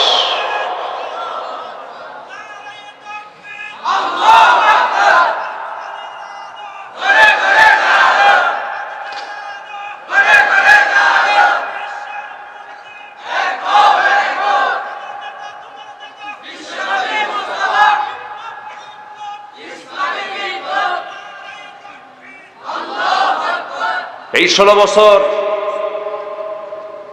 বাতিলের পা চেটেছে এমন কিছু ওলামায়ে সু ছিল কি ছিল না? ওদেরকেও চিহ্নিত করা দরকার। দেশের পট চেঞ্জ হয়ে গেছে, চোরের মায়ের সব টুপি কিন্তু আসল টুপি না, সব দাড়ি কিন্তু আসল দাড়ি না, এরা মোড়ক চেঞ্জ করে, ঠিক কি না? কায়া পাল্টায়, কায়া কি পাল্টায়? কায়া পাল্টায়, চেহারা চেঞ্জ করে ফেলে। ভাই আমি তো আপনারই ছিলাম। সম্মানিত ভাইয়েরা, ওই যে এক বেচার এক ইমাম মসজিদে নামাজ পড়ায়, বাল তুসিরুনাল হায়াতাদ দুনিয়া ওয়াল আখিরাতু খায়রুন ওয়া আবকা ইন্না হাযা লাফিস সুহুফিল উলা সুহুফি ইব্রাহিমা ওয়া মূসা। ইমাম এই সূরাটা যখন পড়ে, মসজিদের সভাপতি এবং সেক্রেটারি তারা খুব খুশি। তাদের নাম একজন ইব্রাহিম আর একজনের নাম হলো মূসা। খুব খুশি, যাক এবার নতুন ইমাম পাইছি। শুধু বাইরে দোয়া না, নামাজেও দোয়া করে ইব্রাহিম মূসা। কম কথা, সভাপতি সেক্রেটারি খুব খুশি। কিন্তু ইমাম যে বাড়িতে খায় সেই বাড়িওয়ালার নাম হলো টুকু মিয়া। কি নাম বলেন তো? টুকু মিয়া মনে মনে কয়, খাওয়াই আমি আর দোয়া পাই ইব্রাহিম মূসা। মন খুব খারাপ। তো খাওয়ায়, কিন্তু বাড়িওয়ালার মুখে কোনো হাসি নাই। ইমাম সাহেব বলে, ভাই আমি আপনার বাড়িতে কষ্ট করে এসে খাওয়া দাওয়া করি, আপনার মুখের হাসি না দেখলে কি খাওয়া আসে? তো আপনি আমার সঙ্গে ভালো করে কথা বলেন না, আপনি আমার দিকে তাকায় একটু হাসেন না, মুচকে হাসি দেন না, আনন্দ আমার সঙ্গে আপনার চেহারার মধ্যে দেখে লক্ষ্য করি যে আপনি মনে আমার পুরো বিরক্ত মনে হয়। কি এত কিছু বোঝেন, টুকু বোঝেন না কে মানে? শুধু নামাজের মধ্যে শুধু ইব্রাহিম মূসা করেন, টুকুর নামটা মনে থাকে না? এত খাওয়াই আপনারে। ইমাম বলে, ঠিক আছে, চিন্তা নাই, আপনি আসেন, আজকে মাগরিবে দোয়া হয়ে যাবে। তো নামাজে দাঁড়ায় গেছে, এবার নামাজ পড়তেছে ওই আয়াত দিয়া, ইন্না হাযা লাফিস সুহুফিল উলা সুহুফি ইব্রাহিমা ওয়া মূসা ওয়া টুকু। যখন টুকু কইছে, নামাজ শেষে এখন মুসল্লি ধরছে, হুজুর টুকু পাইলেন কোথায়? আর ইমাম কয়, আমি কি আমার খাওয়া বন্ধ করব? গণজাগরণ মঞ্চকে জায়েজ বলেছিল, ঠিক কিনা? গণজাগরণ মঞ্চে গিয়ে বলেছিল যে আমি আমার জীবনের শ্রেষ্ঠ আমল করেছি, তাদের নামের আগে আল্লামা নাম কেমনে আসে? কি কথা বোঝা যায়? সম্মানিত ভাইয়েরা, ওরা কিতাব জানে কিন্তু ইসলাম মানে না। কিতাব আবু জেহেলও জানতো। আবু জেহেল কোরআন জানতো না? আবু জেহেল ছিল নবীজির সবচাইতে বড় কোরআনের শ্রোতা ছিল। আমার নবীজি তেলাওয়াত করতেন, সবচেয়ে বড় শ্রোতা ছিল হচ্ছে আবু জেহেল। গোটা রাত দাঁড়ায় কোরআন শুনত। আবু জেহেল কি বোকা? আবু জেহেল বোকা হয়ে গেছে কোরআনটাকে না মানার কারণে, না বোঝা না, বুঝতো সে। কোরআনটাকে না মানার কারণে কি হয়ে গেছে? আবু জেহেল। কিন্তু সে কি আবু জেহেল না আবুল হাকাম? উটের পায়খানা দেখে বলতে পারতো এটা কোন গোত্রের উট। ব্রেন দেখছেন? মানুষের পদচিহ্ন দেখে বলতে পারতো এই পদচিহ্ন কোন গোত্রের লোকের পদচিহ্ন হতে পারে। পদচিহ্ন দেখে মানুষকে শনাক্ত করতে আবু জেহেল। প্রচন্ড মেধাবী ছিল আবু জেহেল, শুধু অহংকারের কারণে নবীর নেতৃত্বকে মেনে নিতে পারে নাই। শুধুমাত্র তার ক্ষমতার চেয়ারটাকে সে হারাতে চায় নাই বলে রাসূলকে সে মানে নাই। বদর যুদ্ধের দিন তাকে বলা হয়েছিল, আবু জেহেল, এত কষ্ট করে লোহিত সাগর পাশ দিয়ে 3.5 মাইল অতিক্রম করে আমরা যুদ্ধ করতে আসলাম, যে ব্যক্তিটার বিরুদ্ধে মুহাম্মদ লোকটা কেমন? আবু জেহেলকে আকাশের নিচে আর জমিনের উপরে আমার চোখে দেখা মুহাম্মদ বিন আব্দুল্লাহর চাইতে ভালো মানুষ পৃথিবীতে আর নাই। শত্রু সাক্ষ্য দিচ্ছে রাসূলের চরিত্র নিয়ে। সবাই বলল, তাহলে এত কষ্ট করে যুদ্ধ করতে আসলাম কেন? আবু জেহেল বলে, যুদ্ধ করতে আসার মূল কারণ হলো চেয়ার ছাড়া যাবে না। কি ছাড়া যাবে না? চেয়ার। সবার রোগ কিন্তু একটাই। এই যে বিগত 16 বছর এদের রোগ কয়টা? ওই একটাই। এই চেয়ার সমস্যা, এই গদির সমস্যা কি শুধু আমার দেশের সমস্যা না গোটা বিশ্বের সমস্যা? বলেন তো। গোটা দুনিয়াতে এই সমস্যাটা আছে। যে একবার আসে সুপারগুলো আটা দিয়ে বসে, আর ছাড়াছাড়ি নেই। জনগণ চায় না, তাও ছাড়ে না। আরে যুবকরা কেমনে রক্ত দিল, তাদের জন্য দোয়া করার দরকার আছে না? যুবকদের জন্য প্রত্যেকটা সময় তাদের জন্য দোয়া করা দরকার। এই জাতি বড়, মানে কি বলবো, এটা এই জাতির কিছু দোষ আছে, এই জাতির মধ্যে চরম কিছু দুর্বলতা আছে। সেটা হলো এই জাতি সহজেই ইতিহাসকে ভুলে যায়। একটু চিন্তা করে দেখুন তো, 5 আগস্টের রাত থেকে নিয়ে 5 আগস্ট পর্যন্ত কি চিত্র চিত্রায়িত হয়েছিল আমার দেশে। আমি স্টিল ছিলাম ঢাকাতে তখন। কি চিত্র আমার নিজের চোখে দেখা। র্যাব হেলিকপ্টার ঢাকার আকাশে উড়াচ্ছে, আমি আমার মোবাইলে ছবি তুলতেছিলাম। জুম করে কিছু ছবি তুলে দেখি সেখানে বসে শুধু লোড দিচ্ছে আর গুলি ছুটতেছে। বেলকুনিতে যে 2 বছরের শিশু, তার মাথার মধ্যে সেই গুলিগুলো ঢুকে যাচ্ছে। পুরো ঢাকাটাকে অচল করার জন্য তারা হাজারো চেষ্টা করেছে, কিন্তু যুবকরা বলেছে, কত বুলেট লাগাবি, বুলেট মার, তোরা শহীদ হয়ে যাব, বাতিলদের কাছে মাথা নত করবো না, জুলুম মুক্ত বাংলার জমিন গড়ে তুলবো আমরা। আবু সাইদ জীবন দেয় আর এদিকে ফতুয়া দেয়। আবু সাইদ তো শহীদ না, দেখছেন? কয় আবু সাইদ কি শহীদ? আমার দেশে কিছু ফতুয়া সন্ত্রাসী আছে, আছে না নাই? খালি ফতুয়াই দেয়, এটা হারাম, ওটা হারাম, ওটা হারাম। ওদের একটা কিতাবের নামই আছে কিতাবুল হারাম। আছে না নাই? আছে না নাই? জীবন দেওয়া তো সহজ, ফতুয়া দেওয়া সহজ, জীবন দেওয়া তো সহজ না। যত রক্ত লাগে দেব, প্রয়োজনে লোক পাঠাবো, আমি যাব না, নাকি? এরকম লোক আছে না নাই? অনলাইনে ফাটায়া ফেলে, অনলাইনে ফেসবুক, অনলাইনে, কিন্তু মাঠে নাই।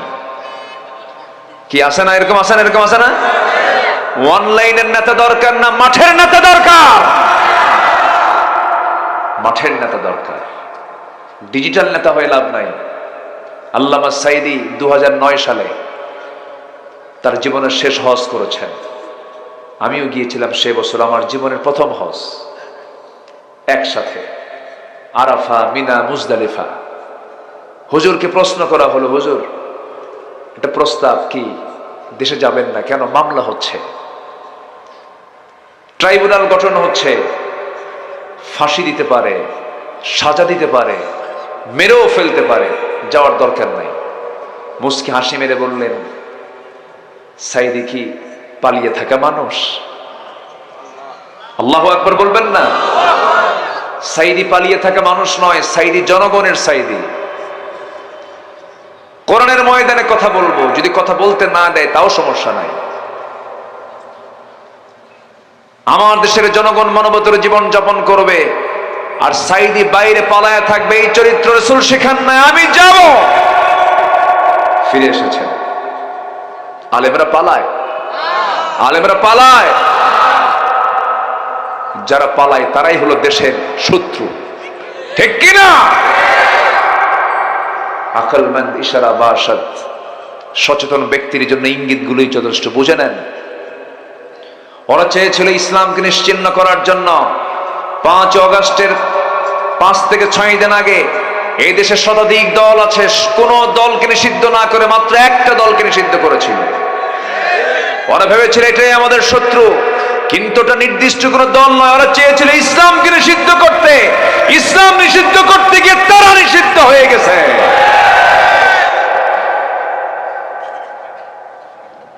ইসলাম ছিল, আছে, থাকবে। ইসলামটা কার? আসতে বলবেন না, ইসলামটা কার? আল্লাহ।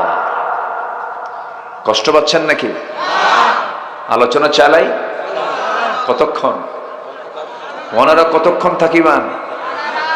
হ্যাঁ, ভাষা খুব চেষ্টা করতেছে শেখার জন্য, কিন্তু ধরা খেয়ে যায়, পারি না। অনেক সুন্দর মানুষ আপনারা, বলি আলহামদুলিল্লাহ। আপনারা এই এলাকার বাসিন্দা, দূর থেকে সব পর্যটকরা আসে, একটা পর্যটন এরিয়া এটা। যদি আপনারা এই এলাকার বাসিন্দা না হয়ে যদি ধরেন জামালপুর, শেরপুর, কুড়িগ্রাম অথবা এরকম অন্য কোন অঞ্চলের বাসিন্দা, যদি লোকজন যদি এখানকার বাসিন্দা হতো, এখানে পর্যটকরা আসতে পারতো না। কি কথা কি বুঝতেছেন আপনারা? আসতে পারতো না। আল্লাহ বান্দাকে সেই সমস্ত জায়গায় সেট করে দেন, ওই এলাকা আবাদ করার জন্য যে ধরনের লোক দরকার সেই ধরনের লোকই সেই জায়গায় সেট করে দেন। আলহামদুলিল্লাহ বলেন। আপনার অতিথি পরায়ণ, আপনার অতিথিকে সম্মান করেন। অনেক অতিথি চলে আসে, কক্সবাজার থেকে আপনার অন্য কোথাও যাওয়ার দরকার নাই। তুমি কে যেখানেই যাও না কেন, কক্সবাজার আমার আসতেই হবে।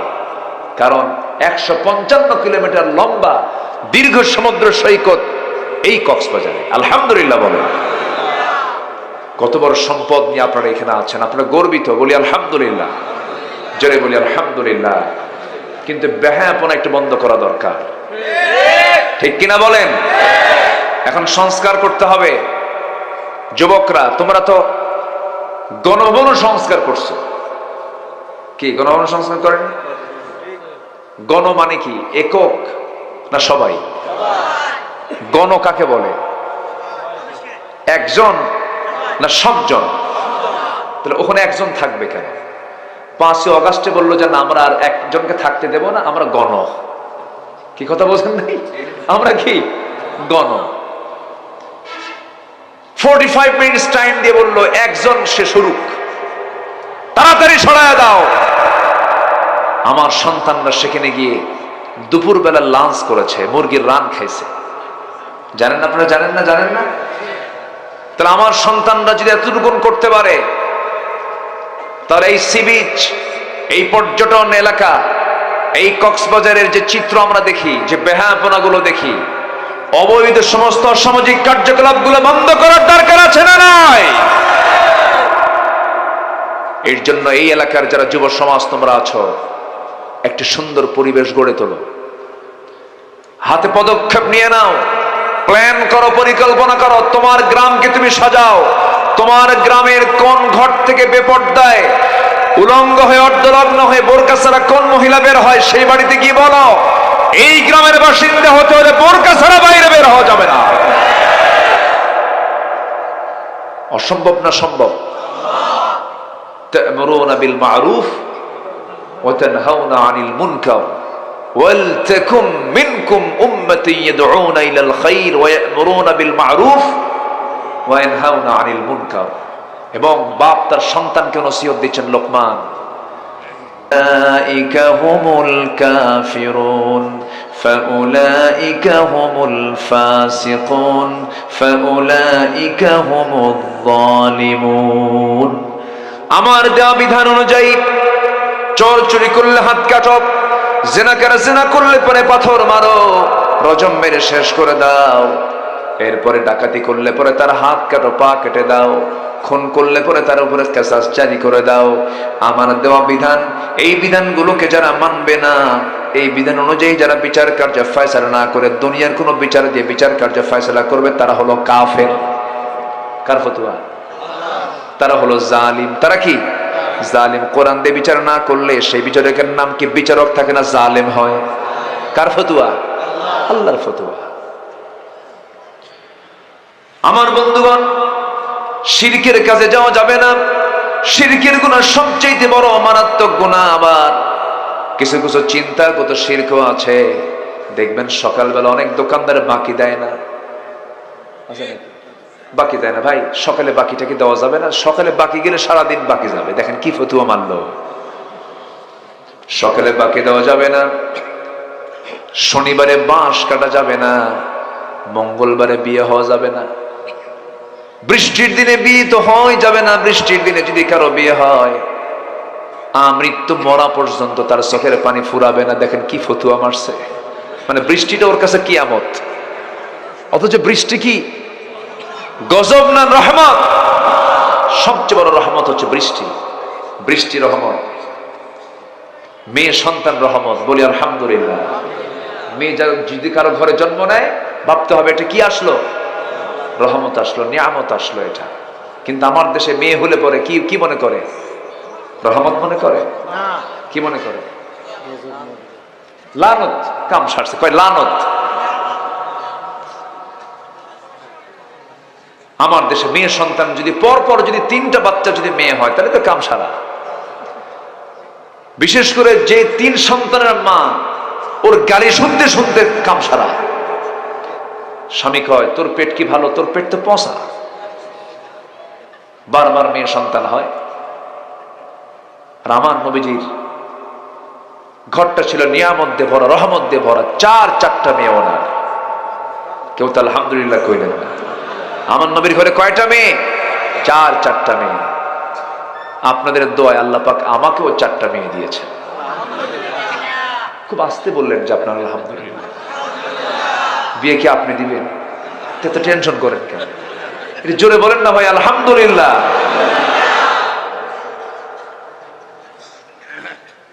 মেয়ে সন্তানকে কখনো আমরা ছোট চোখে দেখবো না। মেয়ে সন্তান হচ্ছে বরকত। বলি আলহামদুলিল্লাহ। কোন যুগে রাসূল বললেন? যে যুগে একটা নারীর কোনো দাম ছিল না, যে যুগে নারীকে জীবন্ত পুঁতে হত্যা করত, সেই যুগে বললেন তোমরা কি জানো আল্লাহ তাআলা নারীর পায়ের নিচে জান্নাত রেখে দিয়েছেন। আমার নবীজি মেয়েদেরকে খুব পছন্দ করতেন, মা জাতিকে খুব পছন্দ করতেন। আমার নবীজি মেয়ে ফাতিমাকে বিয়ে দিয়ে ভুলে যান নাই। অনেক বাপ আছে মেয়েটি বিয়ে দিয়া ভুলে যায়, খালি ছেলে নিয়ে থাকে। মেয়ের বাড়িতে ভয়েও যায় না, বলে যে না মেয়ের বাড়িতে যাব না। সব সম্পত্তি করে কি ছেলের নামে লিখে দেয়। তাহলে মেয়ের বাড়িকে যাওয়ার আর কায়দা আছে? আজ থেকে যাওয়ার কায়দা আছে? সব ছেলের নামে লিখে দিয়া চুপ করে বসে থাকে, মেয়ের বাড়িতে দেখতেও যায় না। যে বুড়া মেয়ের নামে না দিয়ে মেয়ের সম্পত্তি সহ সব সম্পত্তি ছেলের নামে দলিল করে দেয়, ওটা হচ্ছে হারামজাদা। আসতে কন কেন? ঠিক কিনা? দেখি ছোটখাটো অপরাধ, অনেক বড় অপরাধ। এটা ঠিক না এগুলো। আমার নবীজি মেয়েদেরকে খুব দাম দিয়েছেন। তুই কিসের দাওয়াত দিতে আসছিস? শিরকের দাওয়াত মানি না। আল্লাহর আইন ছাড়া দুনিয়ার কোন আইন মানলে এটা কিসের কাজ হলো? শিরকের কাজ হলো।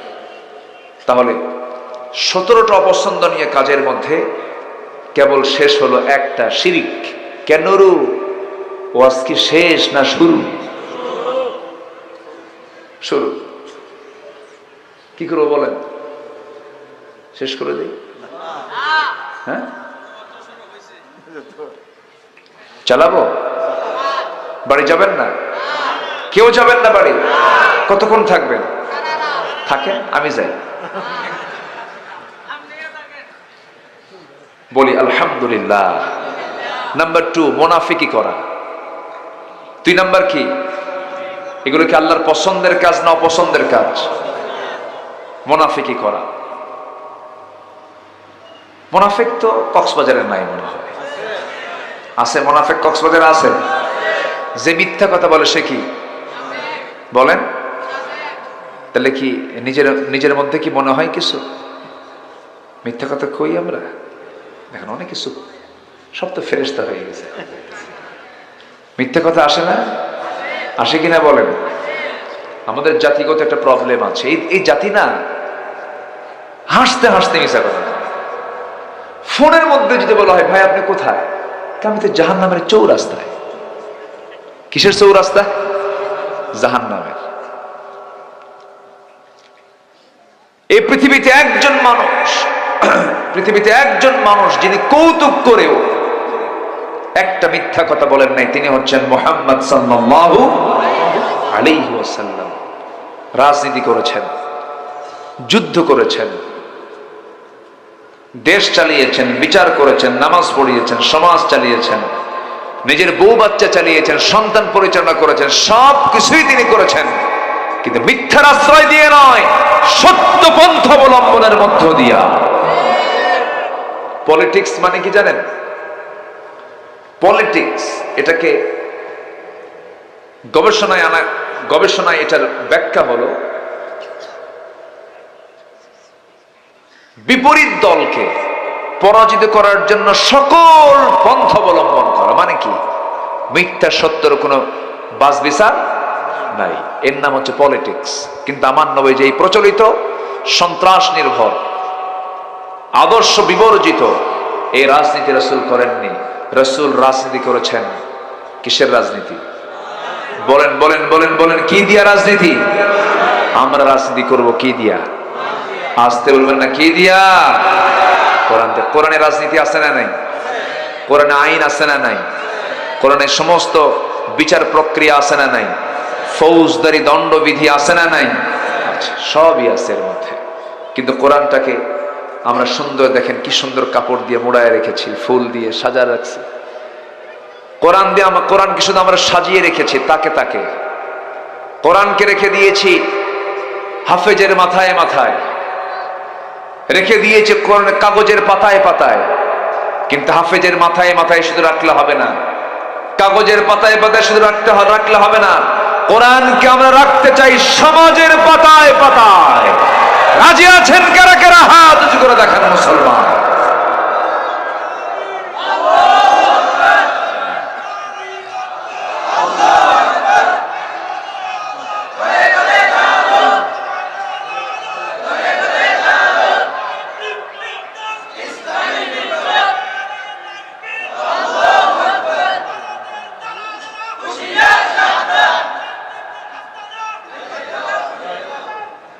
আল্লাহ কবুল করুন, জোরে বলি আমিন। মন তো চাচ্ছে কথা বলি, কিন্তু দোয়া করি। দোয়া করবেন না, মুশকিল। তাহলে নাম্বার 2 হলো মুনাফিকি করা। নাম্বার 2 কি করা বলেন তো? মুনাফিকের শাস্তি হবে সবচেয়ে কম না সবচেয়ে বেশি? কাফেরের চাইতে কম না বেশি? বেশি। কারণ মুনাফিক কাফেরের চেয়েও বেশি ক্ষতি করে, কাফেরের চেয়েও বেশি ক্ষতি করে। কাফের তো মসজিদে ঢুকতে পারে না, মুশরিক মসজিদে ঢুকতে পারে না, কিন্তু মুনাফিকরা মসজিদে ঢোকে, প্রথম কাতারে নামাজে দাঁড়ায়, ইমামের পিছনে নামাজ পড়ে, চোখের পানি ফেলে, কিন্তু ইসলামের সবচেয়ে বড় শত্রু। আছে না নাই? নবীর পিছনে ইক্তেদা করে যদি মুনাফিক সৃষ্টি হতে পারে, মুনাফিক থাকে, নবীর পিছনে ইক্তেদা করেছে কিন্তু সে মুনাফিক, তাহলে আমার দেশের যত বড় একটা ইসলামী দলের লিডার বলেন না কেন, সেই লিডারের পিছনেও কিছু মুনাফিক আমার দেশে আছে না নাই? এটাও মাথায় রাখতে হবে। নাম্বার 3, অহংকার করা। আল্লাহর পছন্দের না অপছন্দের? বলেন, পছন্দের না অপছন্দের? অহংকার করবেন কে? অহংকার করার যোগ্যতা একমাত্র কার? আকাশ কার? চন্দ্র কার? সূর্য কার? তারকা কার? 7 সমুদ্র কার? এই জমিনটা কার? 7 আকাশ কার? অহংকার কার? আল্লাহ। অহংকার আল্লাহ, অহংকার আমার নয়। চিন্তা করা যায়? বলল কোটা লাগবে, ভালো কথা, রাজাকারের নাতিপুতিরা চাকরি পাবে, কইছে না? বলছে না? এটা কি বিনয়ের কথা না অহংকারের কথা? রাজাকারের নাতিপুতি মানে এখানে ব্যক্তির অপরাধকে এই মাইকের করে কেন? ব্যক্তির অপরাধকে সম্প্রদায়ের উপরে চাপানো হচ্ছে। দাদার অপরাধ কি নাতি বহাবে? বলেন এটা কি জায়েজ? দাদা দাদার অপকর্ম করেছে, তার দায় কি নাতির উপরে পড়তে পারে? এটা অবৈধ কথা, অবৈধ চিন্তা ছিল। বলে ফেললো রাজাকারের নাতিপুতিরা চাকরি পাবে। কত বড় উদ্যত্ত! ফেরাউন যেদিন বলেছিল আনা রাব্বুকুমুল আলা, আমি সবচাইতে বড় রব, সেই দিন আল্লাহ সিদ্ধান্ত নিয়েছেন তোকে পানিতে চুবায় মারবো। থাম। মারেন নাই? মারেন নাই? ফেরাউন পৃথিবীতে বেঁচে ছিল হলো 1600 বছর। কত বছর? এরা ছিল হলো 16 বছর। সংখ্যার যে মিল কেমনে না? বিশাল মিল না? বলেন বিশাল মিল না? বিশাল মিল। সম্মানিত ভাইরা, অহংকার করা যাবে না। অহংকার একমাত্র আমার আল্লাহর জন্যই মানায়। আমরা বিনয়ী হয়ে চলবো। জোরে বলি ইনশাআল্লাহ। চেহারার কিছু বড়াই করে না, কিছু সুন্দর চেহারা। রাস্তায় যখন হাঁটে নিচের দিকে তাকাই না, ও বুঝায় আমি একখান মাল। আছেন এরকম? আছে না নাই? তুমি কসু, তুমি কিচ্ছু না। শুধু লুজ মোশন হওয়া দরকার, লুজ মোশন। এটা ডায়রিয়ার মতো হলে না, 7-8 বার যদি একটু টয়লেটে আসা যাওয়া করে, আনাকুম জানাকুম, আনাকুম জানাকুম, 7 থেকে 8 বার, এরপর সব বডি লুজ হয়ে যাবে। হাই হাই আব্দুল হাই ভাই না? এই আসেন এদিকে আসেন। আল্লাহু আকবার। আমার তো ওয়াজই শেষ এখন। আসেন আসেন। আলহামদুলিল্লাহ আলহামদুলিল্লাহ। আজকের মাহফিলে আমরা একটা স্টার পেয়েছি। আমরা একই জেলার মানুষ। আমার প্রিয় ভাই, আমার অনুজ আব্দুল হাই মোহাম্মদ সাইফুল্লাহ হাফিজাহুল্লাহ। বলি আলহামদুলিল্লাহ। জোরে বলি আলহামদুলিল্লাহ আলহামদুলিল্লাহ। আসেন।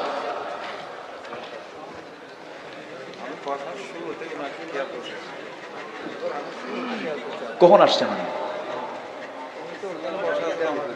কতক্ষণ ধরে বসেন? হায় হায় রে আল্লাহু আকবার।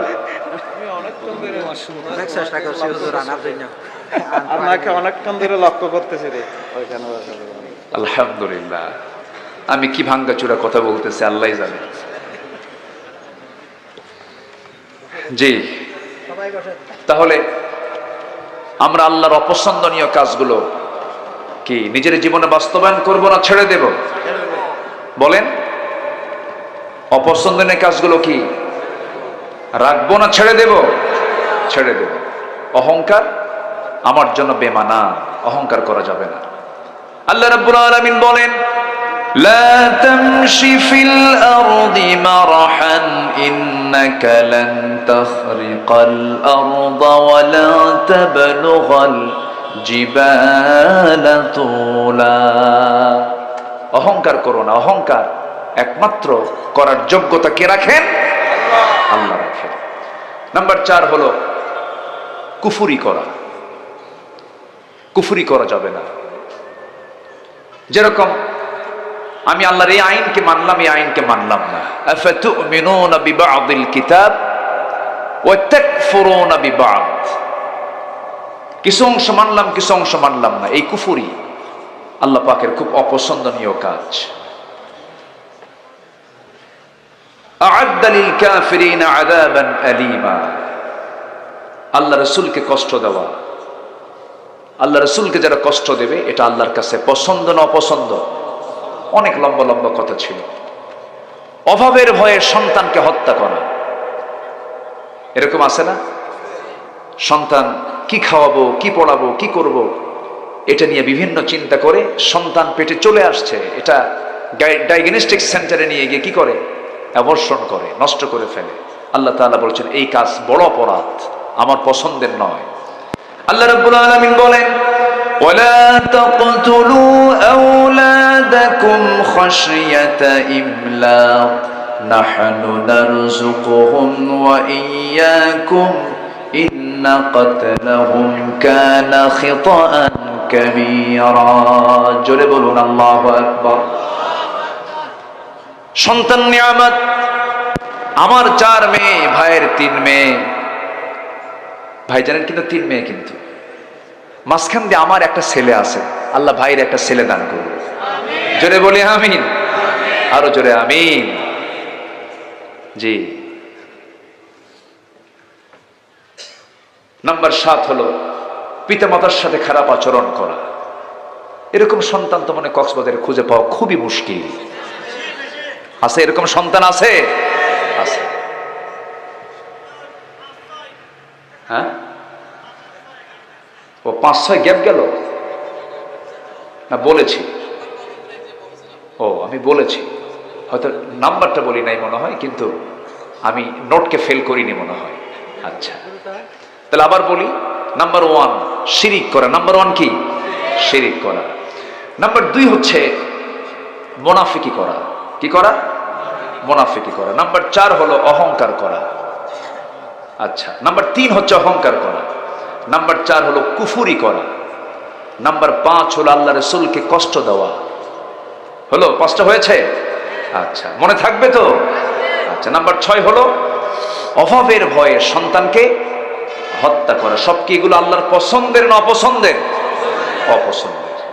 নাম্বার 7 হলো পিতামাতার সাথে রূঢ় আচরণ করা, খারাপ আচরণ করা। এটা কিন্তু অনেক বড় গুনাহ, শুধু গুনাহ না, অনেক বড় গুনাহ। কবিরা গুনার অনেক লম্বা লাইন আছে, অনেকগুলো কবিরা গুনাহ আছে। রাসূল একদিন স্পেশালি সাহাবায়ে কেরামকে লক্ষ্য করে বলছেন, আলা উনাব্বিউকুম বিআকবারিল কাবাইর, আমি কি তোমাদেরকে বড় বড় কবিরা গুনার কথা বলবো নাকি? এই কথা বলি রাসূল বললেন, শোনো, 3টা বড় বড় কবিরা গুনাহ আছে। নাম্বার 1 আল ইশরাকু বিল্লাহ। নাম্বার 2 হলো উকুকুল ওয়ালিদাইন। নাম্বার 3 হলো কাউলুজ জুর। নাম্বার 1 হলো শিরকের গুনাহ করা যায়, 1 নম্বরে বলে দিয়েছি। নাম্বার 2 হলো উকুকুল ওয়ালিদাইন, পিতামাতার সঙ্গে রূঢ় আচরণ করা, খারাপ আচরণ করা। এই আচরণটা আমার আল্লাহর কাছে চরম অপছন্দের কাজ, চরম নিন্দনীয় কাজ, চরম জঘন্য কাজ। আল্লাহ রাব্বুল আলামিন এই ব্যাপারে সরাসরি নিজেই তিনি ব্যাখ্যামূলক কথা বলে দিয়েছেন।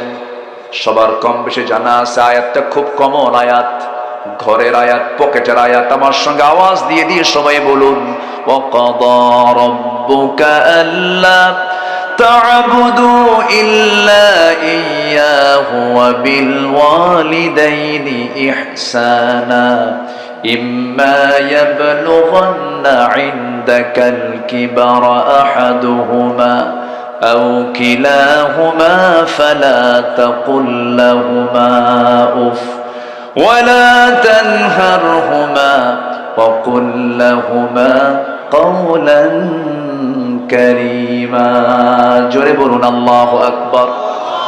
তোমার রবের চূড়ান্ত সিদ্ধান্ত, তার গোলামি ছাড়া কারো গোলামি করা যাবে না, তার রুবুবিয়্যতের পথ ছাড়া কাউকে রব মানা যাবে না। এরপরে সিদ্ধান্ত আল্লাহ চূড়ান্ত করে জানায়া দিলেন, সেটা হলো তোমাদের যে সব মাতা পিতা আছেন তাদের সঙ্গে তোমরা সুন্দর আচরণ করো, যে আচরণটা তোমার জীবনের শ্রেষ্ঠ আচরণ হতে হবে। মন্ত্রীকে দেখলে সামনে দাঁড়ায়া যাও, তোমার অফিসারকে দেখলে সামনে দাঁড়ায়া যাও, বিশেষ কোনো জনের সঙ্গে দেখা করতে নিয়ে সুন্দর পোশাক পরে তার সামনে দাঁড়িয়ে যাও, তাকে সুন্দর করে সম্বোধন করো, সম্মানসূচক শব্দ প্রয়োগ করো। কিন্তু তুমি কি জানো, এই পৃথিবীতে তোমার কাছে সবচাইতে বেশি সম্মানিত ব্যক্তি হওয়া উচিত তোমার 1 নাম্বার বাবা, 2 নাম্বার মা। আল্লাহু আকবার, আল্লাহু আকবার। মা বড় না বাপ বড়? হ্যাঁ, আরেক প্যাঁচ লেগে গেল। বলেন, মা বড় না বাপ বড়? মা বাবা নামাজে দাঁড়াইছে, এখন ইমাম কে হবে বলেন? হ্যাঁ, এই যুগে মা বড় বললেন, ইমাম কি ছোট হয় না ইমাম বড় হয়? আচ্ছা, মা যদি বড় হন, ফ্যামিলিতে মা বাবা ভাই বোন, কোন একটা বিষয় নিয়ে একটা সিদ্ধান্ত আসা দরকার। বিচারপতির চেয়ারে বসবেন কে, মা না বাবা? এখন কোন কে বড়? দুটোই তো বললে। এদেশে মায়ের ওয়াজটা বেশি হয়েছে একটু, কি মায়ের ওয়াজটা বেশি হয়েছে। বাবার কি দাম নাই? আমরা কিসের জাত? আমরা যারা বসে আছি কিসের জাত? এত মা মা করেন কেন? আমাদের দামটাকে বাড়াই। মা তো আসেনি, মার দাম তো আছে, মা তো মাই। সুম্মা ক্বালা মান ক্বালা উম্মুক সুম্মা ক্বালা মান উম্মুক, তিনবার বলা হয়েছে। এটা হচ্ছে হক। মান আহাক্কা বিহুসনি সুহাবাতি, হকের দিক থেকে মা বড়, সম্মান মর্যাদার দিক থেকে কে বড়? আব্বা বড়। আব্বার দামটা অনেক। রিদার রাব্বি ওয়া রিদাল ওয়ালিদ ওয়া সাখতুহু ফি সাখতিল ওয়ালিদ, পিতা খুশি আল্লাহ খুশি, পিতা নারাজ আল্লাহ নারাজ। মারাত্মক ব্যাপার। বাপকে জব করেছে এমন সন্তান তো বাংলার জমিনে নাই। এরকম রেকর্ড আছে না নাই? টুকরো টুকরো করেছে বাবার লাশ এই চট্টগ্রামে, শোনেন নাই? টুকরো টুকরো করেছে। কেন? সম্পত্তির লোভে। পিতামাতার সঙ্গে যারা খারাপ আচরণ করবে, চূড়ান্ত সিদ্ধান্ত তাকে জাহান্নামে যেতে হবে। বড় বড় কবিরা গুনার মধ্যে রাসূল তিনটাকে বিশেষ করে বললেন। এক নাম্বার হলো শিরিক করা, নাম্বার 2 হলো পিতামাতার সঙ্গে নাফরমানি করা, খারাপ আচরণ করা, নাম্বার 3 হলো কওলুজ জুর, বাজে কথা বলা, বেহুদা কথা বলা। আছে না নাই? বেফাস কথাবার্তা বলা, মাইক পাইলে যা মনে হয় তাই করা, ক্ষমতা পাইলে যা আসে মুখে তাই বলে ফেলে। একটা কথা আমার কাছে এত বিরক্ত রাখতো, মাঝে মাঝেই মাইক পাইলেই ওই মানে কি বলবো, প্রতিবন্ধী বলতো খেলা হবে। ওর তো মানুষের, ও তো প্রতিবন্ধী। কি বলতো? খেলা হবে। এটা কি, এটা কি বিচক্ষণ ব্যক্তির কথা না বেফাস কথা বলেন তো? ফালতু লোকের কথা এগুলো। যাই হোক, আমরা অত দূর না যাই। আসুন না আমরা এই সমস্ত অপছন্দনীয় কাজ থেকে আমরা নিজেকে বিরত রাখি। 17টি অপকর্ম, অপছন্দনীয় কাজের একটা তালিকা আমি করেছিলাম, কিন্তু আমি আর লম্বা করব না, কারণ আলোচকদের বিশ্রামের প্রয়োজন আছে। আমার নয় বিশ্রাম কম হোক, আমার ভাইয়ের বিশ্রামের দরকার বেশি। তো আমি আর কথা বাড়াবো না।